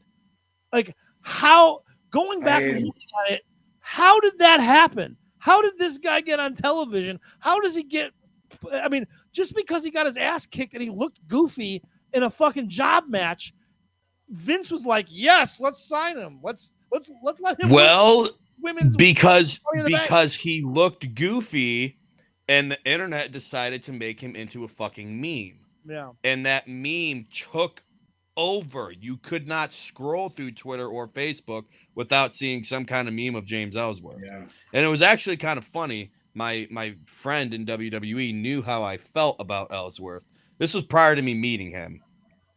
So, but even after I met him, I'll go tell you guys a story. But anyway, he's just like, he's talking to me about, like, I was texting him while he was at tapings, and he's just like, well, if you're not in a fucking good mood, just please avoid watching segment fucking whatever tonight on fucking SmackDown. And I'm like, what? And he's like, you'll find out later. And I remember I was at the gym and I happened to look at my phone. I was in between sets and I saw that Ellsworth was in San Jose, California. And I'm like, what the fuck is this guy doing in San Jose? Wait a minute. SmackDown's in San Jose. And I'm like, what the fuck is segment 17 tonight? And it was when he was wrestling AJ Styles for the WWE title. And I was like, how the fuck did this happen? It's amazing how did this happen? How that whole fucking story played out is just bizarre. Hey, he played his fucking cards right. Yeah. Was able to keep finding a fucking spot. When he got released, he said it was literally because, so they signed him to a 2-year deal. He had already made his downside guarantee after like 14 months. And so they could legally let him go at that point because they didn't owe him any more money. So they let him go. But then fast forward to my fucking dealings with him, this fucking idiot. And I told him he was a fucking idiot for this. I'm working with him at Heroes and Legends. And this is at the Fort Wayne Coliseum. So it's not like a fucking bingo hall. It's not a VFW. It's a legitimate fucking building. And there's lots of family there, lots of kids, because it's a fucking convention. They got the legends there, whatever. And so we're all explicitly told no cursing. No cursing. And so we get our promo worked out. We're standing in Gorilla. The music is playing for the match before us ending. I remember because it was fucking Kong and Tatanka. So Tatanka's fucking yeah, just started playing. And I'm like, all right, we're getting ready to go out. And Ellsworth comes and he taps me on the back. He goes, hey, do you think I would get heat if I said vagina on the mic? And I was like, what? I was like, no, don't say vagina. We've got our fucking promo approved. Everything's good. He's like, why? It's not a curse word. It's a body part. I'm like, bro, don't try to fucking play that. You don't say vagina on the fucking mic. Like there's kids in the crowd. Don't say vagina. And I'm literally walking out and I turn. I was like, Jimmy, do not say vagina on the mic. We had a title for this show. It would be called "Don't Say Vagina." We get in the ring. This motherfucker grabs the mic, and I had, of course, like cut a promo about how he didn't have a chin. And this guy gets on the mic and goes, "Everybody's been asking me all day where my chin's at. You want to know where my chin's at? I left it in Cutler's mom's vagina." And I'm like, he fucking said it. Oh man! And possibly the worst context too. He just yes. That was at least a triple. Good job. So, it was funny because I got to the back. They call me the fucking. I'm cursed at Heroes and Legends because a lot of times whenever I work with a name, they never come back because they do something fucking stupid. The year before was when I worked with Jack Swagger, and like 6 minutes into the match, they're like, "Okay, guys, take it home." And we had done, I forget what we did, but we're like both lying there. And I leaned over and I was like, hey, Jack, I don't know if you heard the ref, but they said take it home. And he's like, fuck them. We're keeping the match the same. And I'm like, shit. Okay. So we do the rest of the match. The entire time the ref's like, Sean's in my headset telling you guys to take it home. And we're just keep going and going. We finish the match. Sean comes and he's like helping me to the back and he like gets right next to me. He goes, is there a fucking reason why I told you guys to go home 10 minutes ago and you guys just kept going? And I was like, do you think I made that call? So he goes up to Swagger in the back and he's like, hey, Jack, great match. You guys really, really did a good job. Jason's really proud of it. Just one question. We told you guys to go home like 6 times. Is there a particular reason why you didn't listen? And Swagger just goes, I just didn't feel like cutting any of the kids' shit out, so I just told him to keep the match the same. And he's just like, what are you gonna fucking do about it? Put his dick on the table. And then the fucking year before, Anderson fucking no-showed, said he missed his fucking flight. So You're a death sentence for those guys. yes, if you don't want to be brought back to this company, just fucking work with me. You'll quickly before we move on. Dean Ambrose is number 12 in the Royal Rumble, and so what that made it is out of the first 12 people in the 2017 Royal Rumble, only one of them is still employed with WWE in 2022. Now you get into it, and there's Kofi Kingston, Baron Corbin, blah blah blah blah blah. We get all the way to the end, and they're telling a great. What I thought was like a great story with Bray Wyatt and Randy Orton, and it seemed like everything was leading to Bray Wyatt winning this fucking Royal Rumble. It seemed so obvious that that's where they were going, and obviously they swerved. But before we get to the finish of this Royal Rumble, The Undertaker comes in at number 29, and this might be the worst I think I've ever seen Undertaker look. Yes, he looked like shit. He was terrible. Except for the He looked like shit here, except and he for the looked like Mania. shit at Mania. Yep, the Mania. He was so fucking. I wish he never came back after that. I mean, what did he only do? The cinematic match after that, right? I think so. Yeah. Which was a good call because this was that Mania match was the shit. He looked like shit here. He looked old. He looked horrible. It's just Really, really it was bad. so bad, so bad.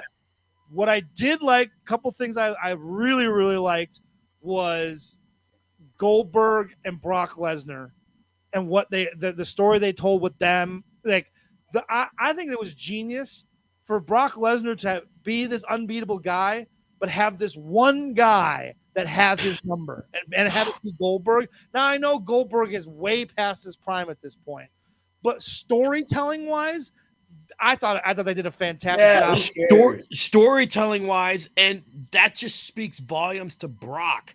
Like, we all know that Goldberg is way past his fucking prime, and Brock Lesnar has given Goldberg his only good matches. Like, no, I take that back. I like the match that Goldberg had with Dolph Ziggler at SummerSlam that one year.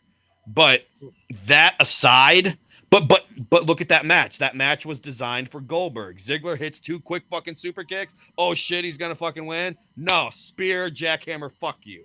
That's what Goldberg's matches need to be. But if they're not, it's very difficult to get him through a good match, and Brock Lesnar did at Mania. It's great. I love the storytelling. And the one thing also, Enzo comes out at number 27.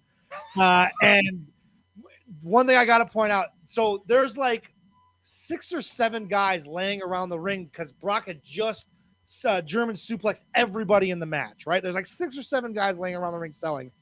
And Enzo comes out, his music hits, and he's doing his he's gassing himself up to go in there and take on Brock Lesnar.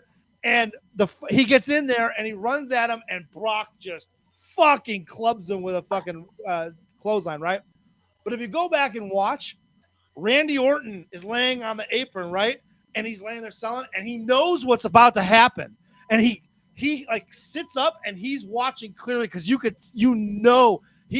go back and watch it. You can watch Randy Orton. He knows what's coming, and he's not selling. He stopped selling to like pause and watch and see just how bad that clothesline was going to be. Although I will say this, Brock did take care of him, and Enzo just bumped really good for it. And he didn't do him dirty. But you could tell like Randy Orton was thinking that it was going to be pretty brutal because you go back and watch, Randy Orton was waiting for some horrible shit to happen to Enzo. Randy Orton has provided me with some of the greatest fucking entertainment when it comes to like him doing shit. And like when he fucking dropped that fucking Singh guy like backwards onto the fucking table, and he just walks away and goes, sorry, man. So that gets us to the end of this Royal Rumble where Bray Wyatt and Roman Reigns and Randy Orton are the final 3. And again, this is Roman Reigns. Roman Reigns comes out at number 30. He's still selling from the match he had earlier with Kevin Owens. And it just seemed to me like it seemed obvious that Bray Wyatt wins the Royal Rumble with the help of Randy Orton and goes on to WrestleMania and headlines WrestleMania. And I don't know what the context was. I don't know if this was just to kind of swerve people at this time to give Randy Orton another Royal Rumble victory, but it seemed unnecessary and again further undercut Bray Wyatt and the push that they were trying to give him. Well, I remember where this went because the following month at Elimination Chamber, Bray Wyatt won the WWE title from John Cena. Okay. So the way that the story that they were trying to tell was now that Bray Wyatt was the WWE champion, they expected Randy Orton to just defer his WWE title match, and he had originally said that he was, and then he lights the fucking Wyatt compound on fire, and then ends up being those two at Mania. So that was where they were going with the story, and I remember specifically reading that they stuck Reigns in there because they were expecting the crowd to rebel against Orton winning. Mm-hmm. And so by giving them either Randy Orton or Roman Reigns, they're like, fuck, put Roman Reigns in there. And if it's down between Reigns and Orton, they'll be like, okay, anybody but fucking Roman Reigns. So plus, they probably had this crazy idea too of the person who wins the Royal Rumble should actually be over. That probably occurred to them too. You know, Bray Wyatt's not over. Bray Wyatt's not over here. You can go back and watch it. Bray Wyatt's not over. He walks out, crickets. He did his first sister Abigail, crickets. Bray Wyatt's not over. The myth that Bray Wyatt was over in WWE, poor Wyndham Rotunda, it fucked his head up so much because he wasn't. He was not.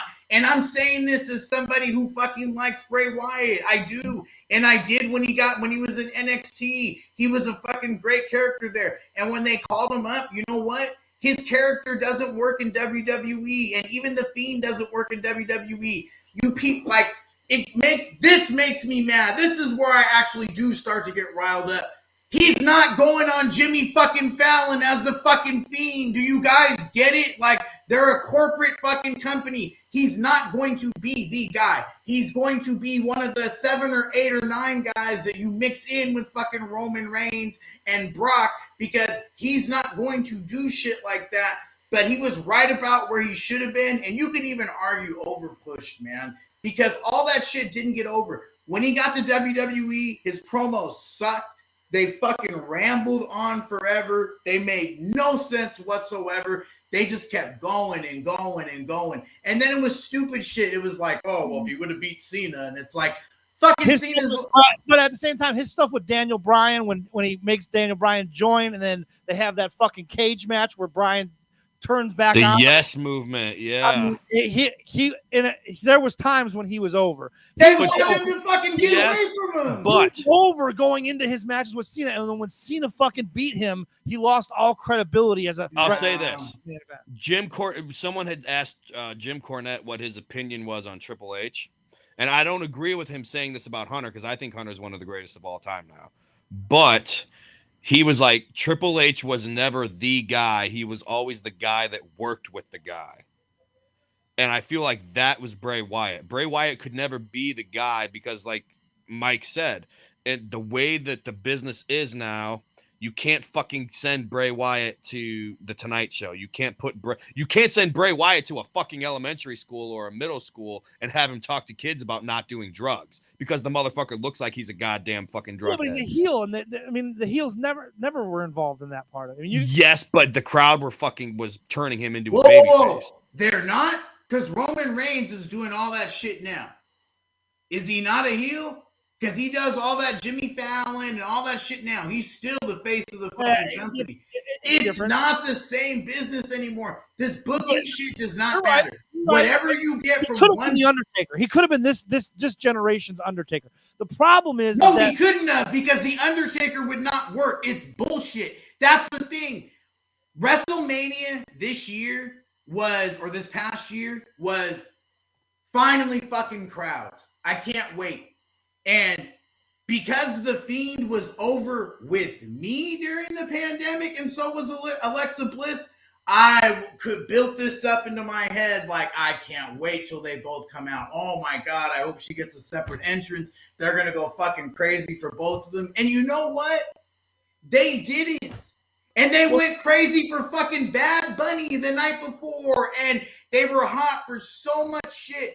But with Bray, it's never completely there. It just never clicks with that audience.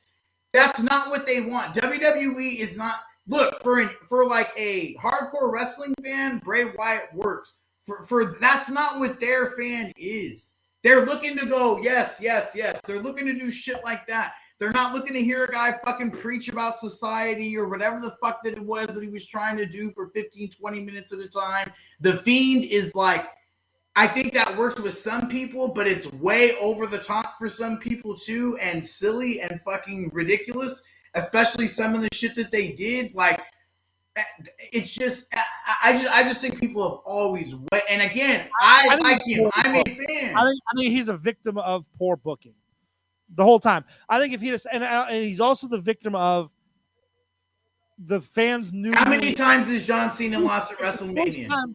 If the first time we saw Bray Wyatt was him doing the fucking double gimmick with the Fiend and the Jekyll and Hyde deal, if that's the first time we see Bray Wyatt, I think it has a much better chance of getting over. But at that point, it was the third incarnation of him, and he had been so run over and delegitimized as a threat to the main event that, yeah, at that point, he wasn't getting over with the crowd because you did nothing to get the crowd to behind him, because you got him to the main event. He wins one. He beats Cena that one time for the belt, but so many times he got to the match only to get beat in the match. And you. How many times has John Cena been? There are times in a guy's career where you can derail their momentum by not putting them over in a spot where they should have gone over. How many times has John Cena been beat at WrestleMania? I feel like in recent history only once. It's probably a lot. When he did the honors for Taker. And you have no idea, neither one of you, because it doesn't fucking matter. The answer is 4 times, by the way. Yeah. Who's beating John Cena at WrestleMania? Sometimes it does matter, though. Undertaker. Telling a story. No, now I want to know. Undertaker, The Miz. Yeah, yes. Miz beat him. The Rock. Yes. Fuck. Who else? Did he lose in one of his early matches before it becomes big time, John? Oh, Randy Orton. Yes. Now. That was the triple threat, right? Correct. You did not know. It's always a story being told. You did not know. It's a story. It's a story. A heel. It matters to a heel if they don't win. They have to win. I was going to say, there's a distinct difference between John Cena losing, because John Cena, whether he lost or not, was always going to be the guy. No. You're missing the point. You don't know the guys that beat him. It didn't make any of those fucking heels. Cena was always a babyface, except for, Undertaker, Rock. Randy Orton, you guys didn't even remember. He's the one you remembered the least. Because the people that beat him were already made. Right. The people that beat him were already made. By the time Orton beat... Okay, I remember that year now. Okay, so yeah, Orton beat Cena in 2008. Taker beat him in what, 18 or 19, whatever. So just recently, Miz in 2011, and who Rock else was it? Rock. The Rock in 2012. All those are 4 guys that are already fucking made. Bray Wyatt was literally in a position where he had gotten called up. His first WrestleMania match was with John Cena, and Cena fucking, and they put the kibosh on it. And Wyatt fucking loses. Killed his momentum. And then they build him up the next year for Undertaker, and Taker fucking beats him. And it's like, fuck, this guy can't catch a fucking break. He didn't have momentum. Go back and watch the Raws. He's talking and he's boring people. Those promos with Cena, and as we talk about Cena and where he is as a promo, those Bray Wyatt and John Cena promos, Bray Wyatt should be taken to task. He absolutely should. Because we've already talked about in this show how great of a promo John Cena was. And those promos with him and Cena, the crowd is fucking dead. He's talking about shit he killed his own fucking momentum. What was the feud about? It made no fucking sense. His character makes no sense. What was his character? Well, at that point, he's the Wyatt family. What the fuck is that? What does it mean? Right, it's never said. He's a guy that's dressed like a hit with people that follow him. But what I'm saying, if you rewind, it's actually on like one of the pages that describes his gimmick. It's like Waylon Mercy when fucking Dan Spivey did Waylon Mercy in '95, except Spivey was past his fucking prime, so the gimmick didn't fucking work. But I would say it's that, which was a playoff of Robert De Niro in whatever fucking movie it was. Yeah. But it's not clearly established. Your average person isn't thinking it's Dan Spivey. That's what I'm saying. It's creative's job to put him in positions to get him over, and they consistently didn't put him in positions to succeed. As far as I know, what was out there at the time was that he was specifically helping with the verbiage on his own promos. His promos at that time were fucking terrible. They were not good. Right. They were not good at all. It was not. There was no heat to their program going into it. He beats John Cena at WrestleMania. It helps him more than any of the other guys that beat John Cena at WrestleMania. At that moment in time for him and his character, it would have catapulted him to that next level because he was never a credible threat. Heels have to be credible. Who did that happen with? Who got beat? Who in recent memory has beat somebody as a heel and it made them? Who did that happen with? It doesn't happen because of the WWE creative booking style. Heels win all the time. They win all the time. And then they get beat the next week. They win and then they lose, and then they win and they lose. And it's that 50-50. Because we already went over that. You can't have a guy. You can't have a win. And you can't have a guy win 62 times a fucking year. That's the problem. There's got to be some losses. Like, dude, your roster is only especially with a split roster. What are you talking? 40 guys on each fucking roster. Like, if Cape Fear is the movie. Yeah. It's Max Cady, De Niro. That's De Niro's character in Cape Fear. But that's what I'm saying. Like, it's the booking is it's not what it used to be. It's not. People are not watching for that anymore. They're watching because it's fucking on. Like the stories and all that. Like, you and I have talked about this. Everybody's attention span towards entertainment is way fucking shorter. Entertainment has changed. The way that we digest it. Everything that we watch is like, what, 10 to 13 fucking episode seasons now? Like, that's about as long as you go. They're on 52 fucking weeks a year. Like, they can't afford to fucking keep like 2 or 3 people strong. They have to have other people fucking beat them. Yeah, a point to that is they really should consider like seasons and giving guys time off to go away for a while and then come back. It's the right piece. If you want if you want everybody to be on 52 weeks a year, then yeah, you're going to get star versus star matches. And the only way to keep everybody equal is to just 50-50 equal booking everything. But that's the thing. Everybody doesn't get it. What are they doing right now? They're making more money than they ever have. It doesn't matter. Like, everybody talks about the booking and it's like they're still making money hand over fist. Like, as a fan, it matters to us, right? The storytelling is, yes, it's all well and great that they're making billions of dollars and they're never made more money. But as a fan, I want them to tell me good stories too, right? Like that's, yeah, I get that, but I think that the fan wants them to tell stories that they want to be told rather than what makes sense for them to be telling. Like Bray Wyatt, again, like, oh my God, we got to push Bray Wyatt. And it's like, dude, you're not sending him on the fucking media rounds, man. Like, there's no room for that. No matter what anybody thinks, like, that's just the way that it's going to be. Like, I get it. Like, we all have our likes and dislikes, but I mean, they have to do what makes sense for them business wise. And like, there's only so much you can do with somebody like Bray Wyatt and that character. I just didn't, I mean, it's kind of all these different things, but it's never like really clearly said like what he is. It seems like he's a cult leader, but he doesn't really have a cult except for the 2 guys, except for when he brings some fucking small children out in fucking sheep's masks. And like, if he's involved in all this and involved in the verbiage of the promos, like, this shit was all way bad besides him just losing a match at WrestleMania. You can lose a match at WrestleMania and be fine. And that was the thing, too. In there with a guy that we all said is one of the best of all time, the match itself wasn't that fucking good. He didn't have it was okay. He didn't have a Don't even remember match. it. Exactly. That's what I'm saying. Of all the Cena matches you remember, you don't remember that one because it was okay. It was okay. It was pretty good. That was all. He didn't do anything in the time that he was allotted to grab anybody either. It's not all booking.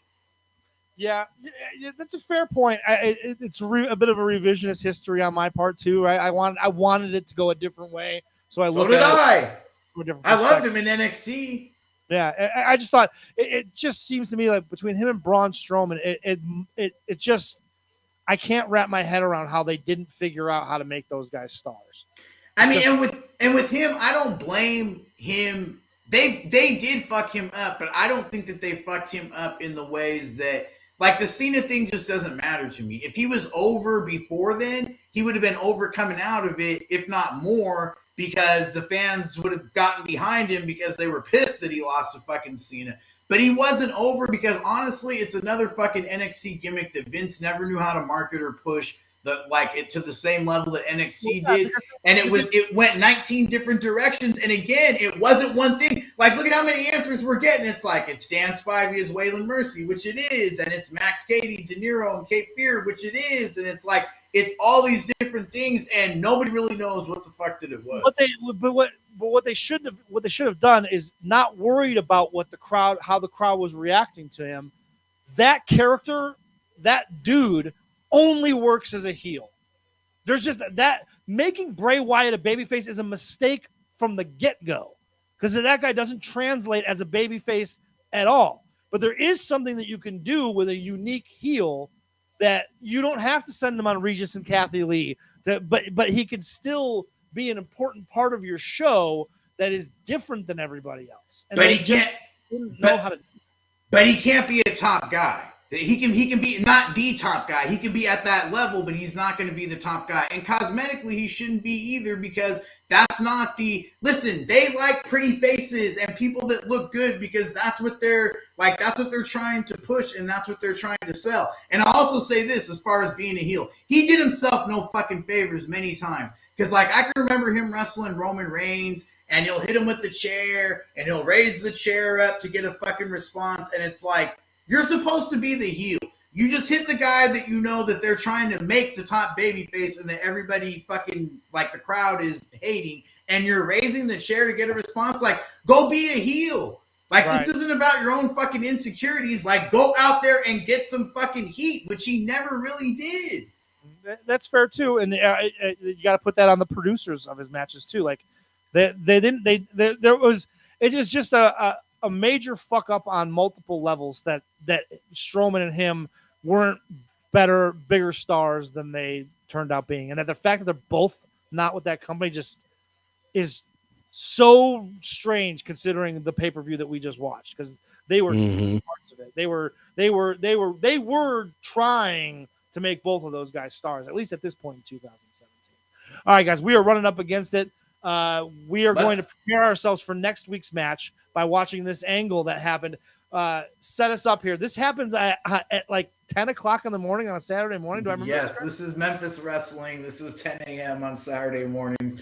This is opposite like fucking Bugs Bunny and everything else here. We have the man, the myth, the legend, Hot Stuff Eddie Gilbert here with Mr. the great Tommy Rich.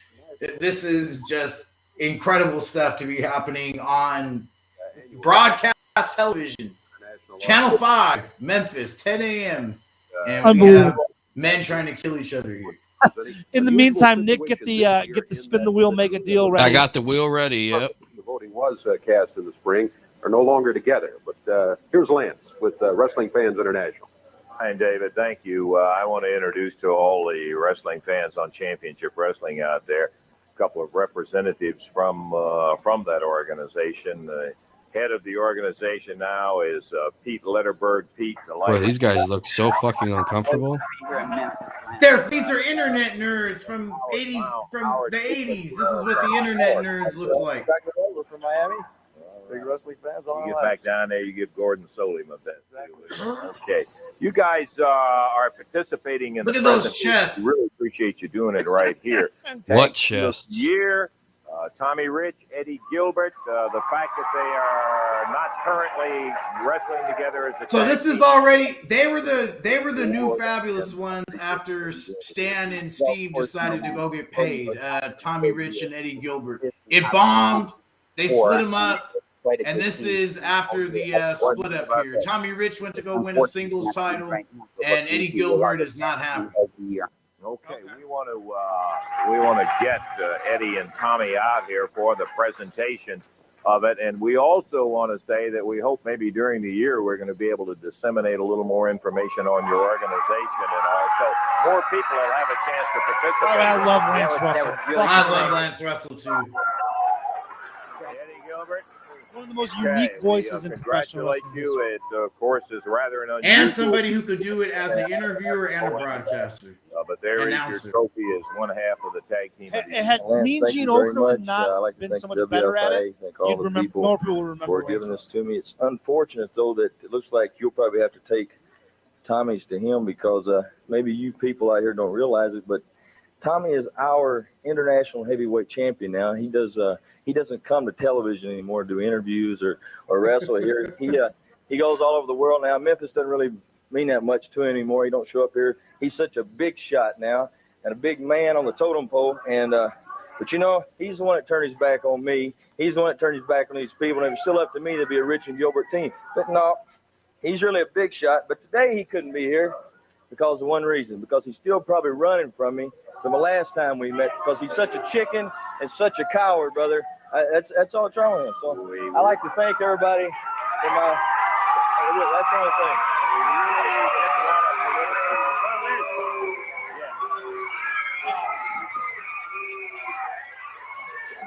You see Eddie Gilbert reaching for his blade? Whack, whack, whack, whack, whack, whack, whack. Lance Russell. Tommy. And he's the baby face. Tommy Riches? Pretty much.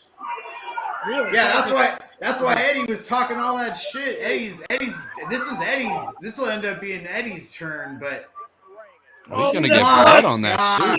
My God. Yes. Oh, this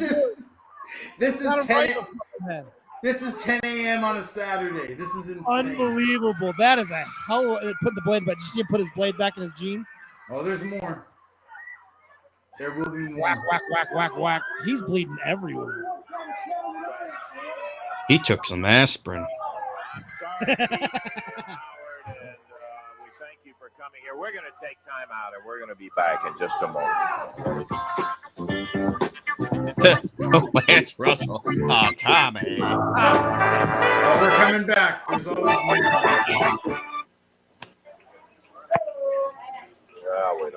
Okay. Eddie, you need to get that bleeding stopped. We've got another segment coming up here right now. Lance, just give me a chance, please.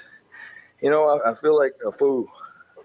I feel like, please, I feel like that maybe I have done something terrible.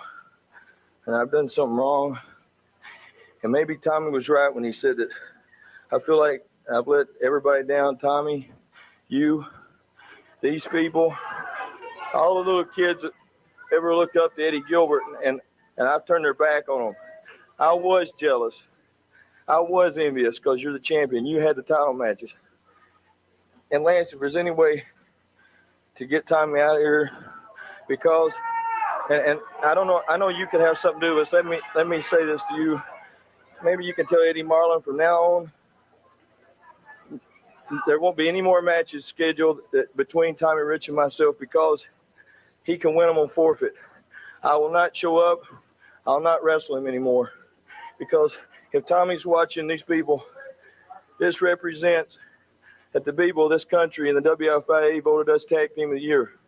And Tommy, you're just like a brother to me. And it's taken a long time for me to come around to my senses, but I've been a little crazy and I haven't been right. But now I realize it because you beat my brains out here in front of these people and everybody watching. And I've been wrong, Lance. Well, I've been wrong, and I can admit it. I'll admit it to everybody here and to you. Takes a bigger man. I see where this is going, and I fucking love it. I don't know whether Tommy. I fucking love Eddie Gilbert. I love Eddie Gilbert. Come out here. You talk about, I don't want to talk over too much, but you talk about guys like what could have been. Eddie Gilbert should have been so much bigger on the mainstream than he was. I've kind of been in my own world here lately, and I'm sorry. I apologize. And if we can get Tommy on here, I'd like to just tell him this face to face. Eddie, you need to get that bleeding stopped. You need to get that bleeding stopped, Eddie.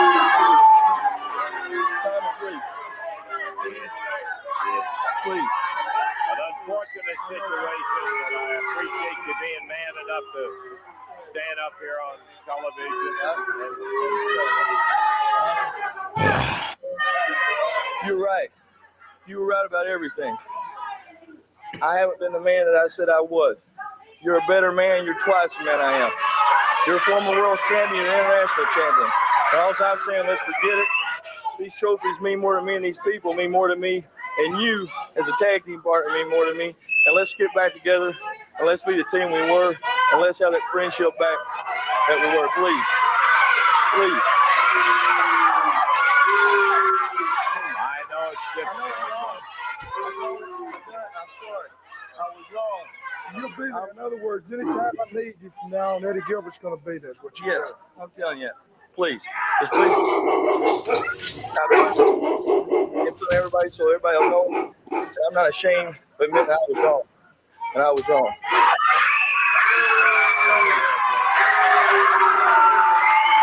I see he's getting blood all over that suit. It won't matter, trust me. Keep the trophies over here. Okay.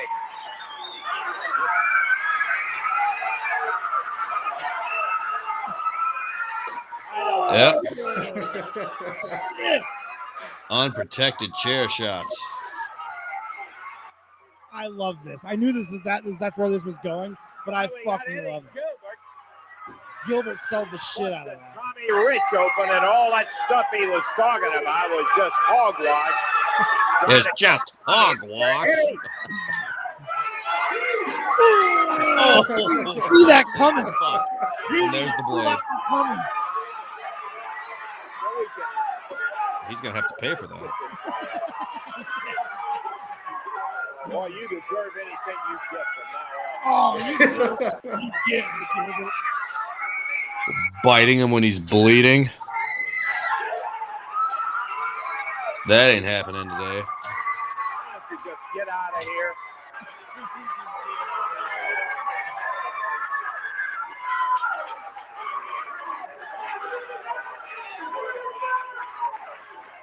Hey, yeah. Watch him.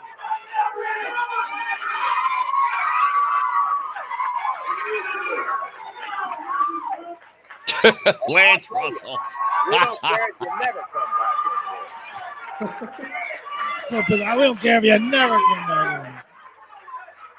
So this sets up next week. We're going to watch the payoff of this, right? Tommy Rich versus Eddie Gilbert, the payoff? Yes.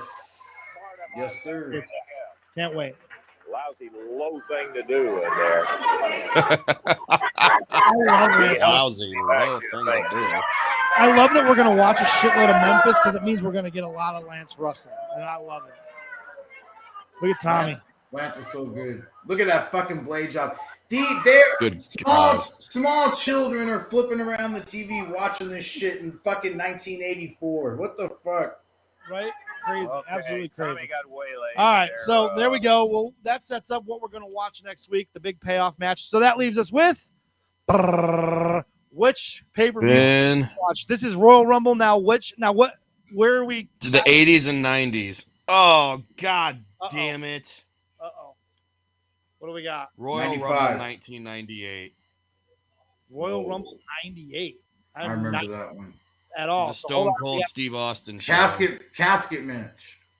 That's the only thing I like about this Royal Rumble is that casket match. That whole feud with Shawn and Taker, that Ground Zero match was really good too, and no one ever talks All right, about that. guys.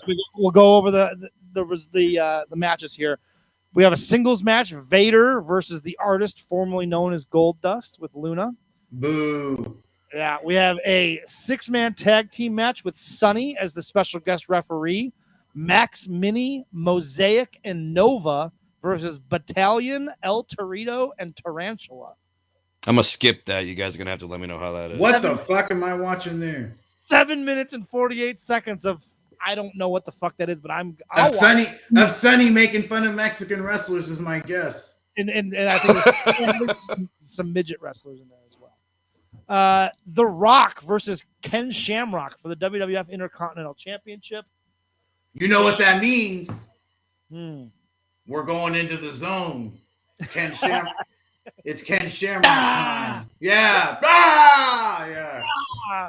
Yeah. The Rock. Okay, The Rock versus Ken Shamrock. The WWF Tag Team Championships are on the line as the New Age Outlaws defend the championships against the Legion of Doom, and this is the actual Legion of Doom, Animal and Hawk. Yep. Then we have the battle. The Royal Rumble is actually not the main event of this pay-per-view. Nope.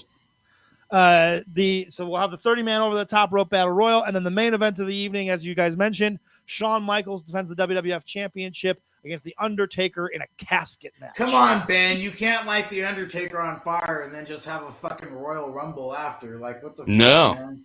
It's proper Because the morning. fans are going to be like, you got to tell me how Taker is. Yeah, this is proper morning time. Like, what do? Like, you just put the fire out and now introducing number one. Like, what the fuck? Fucking charred corpse in the back, guys, but here's Stone Cold Steve Austin. Fair point.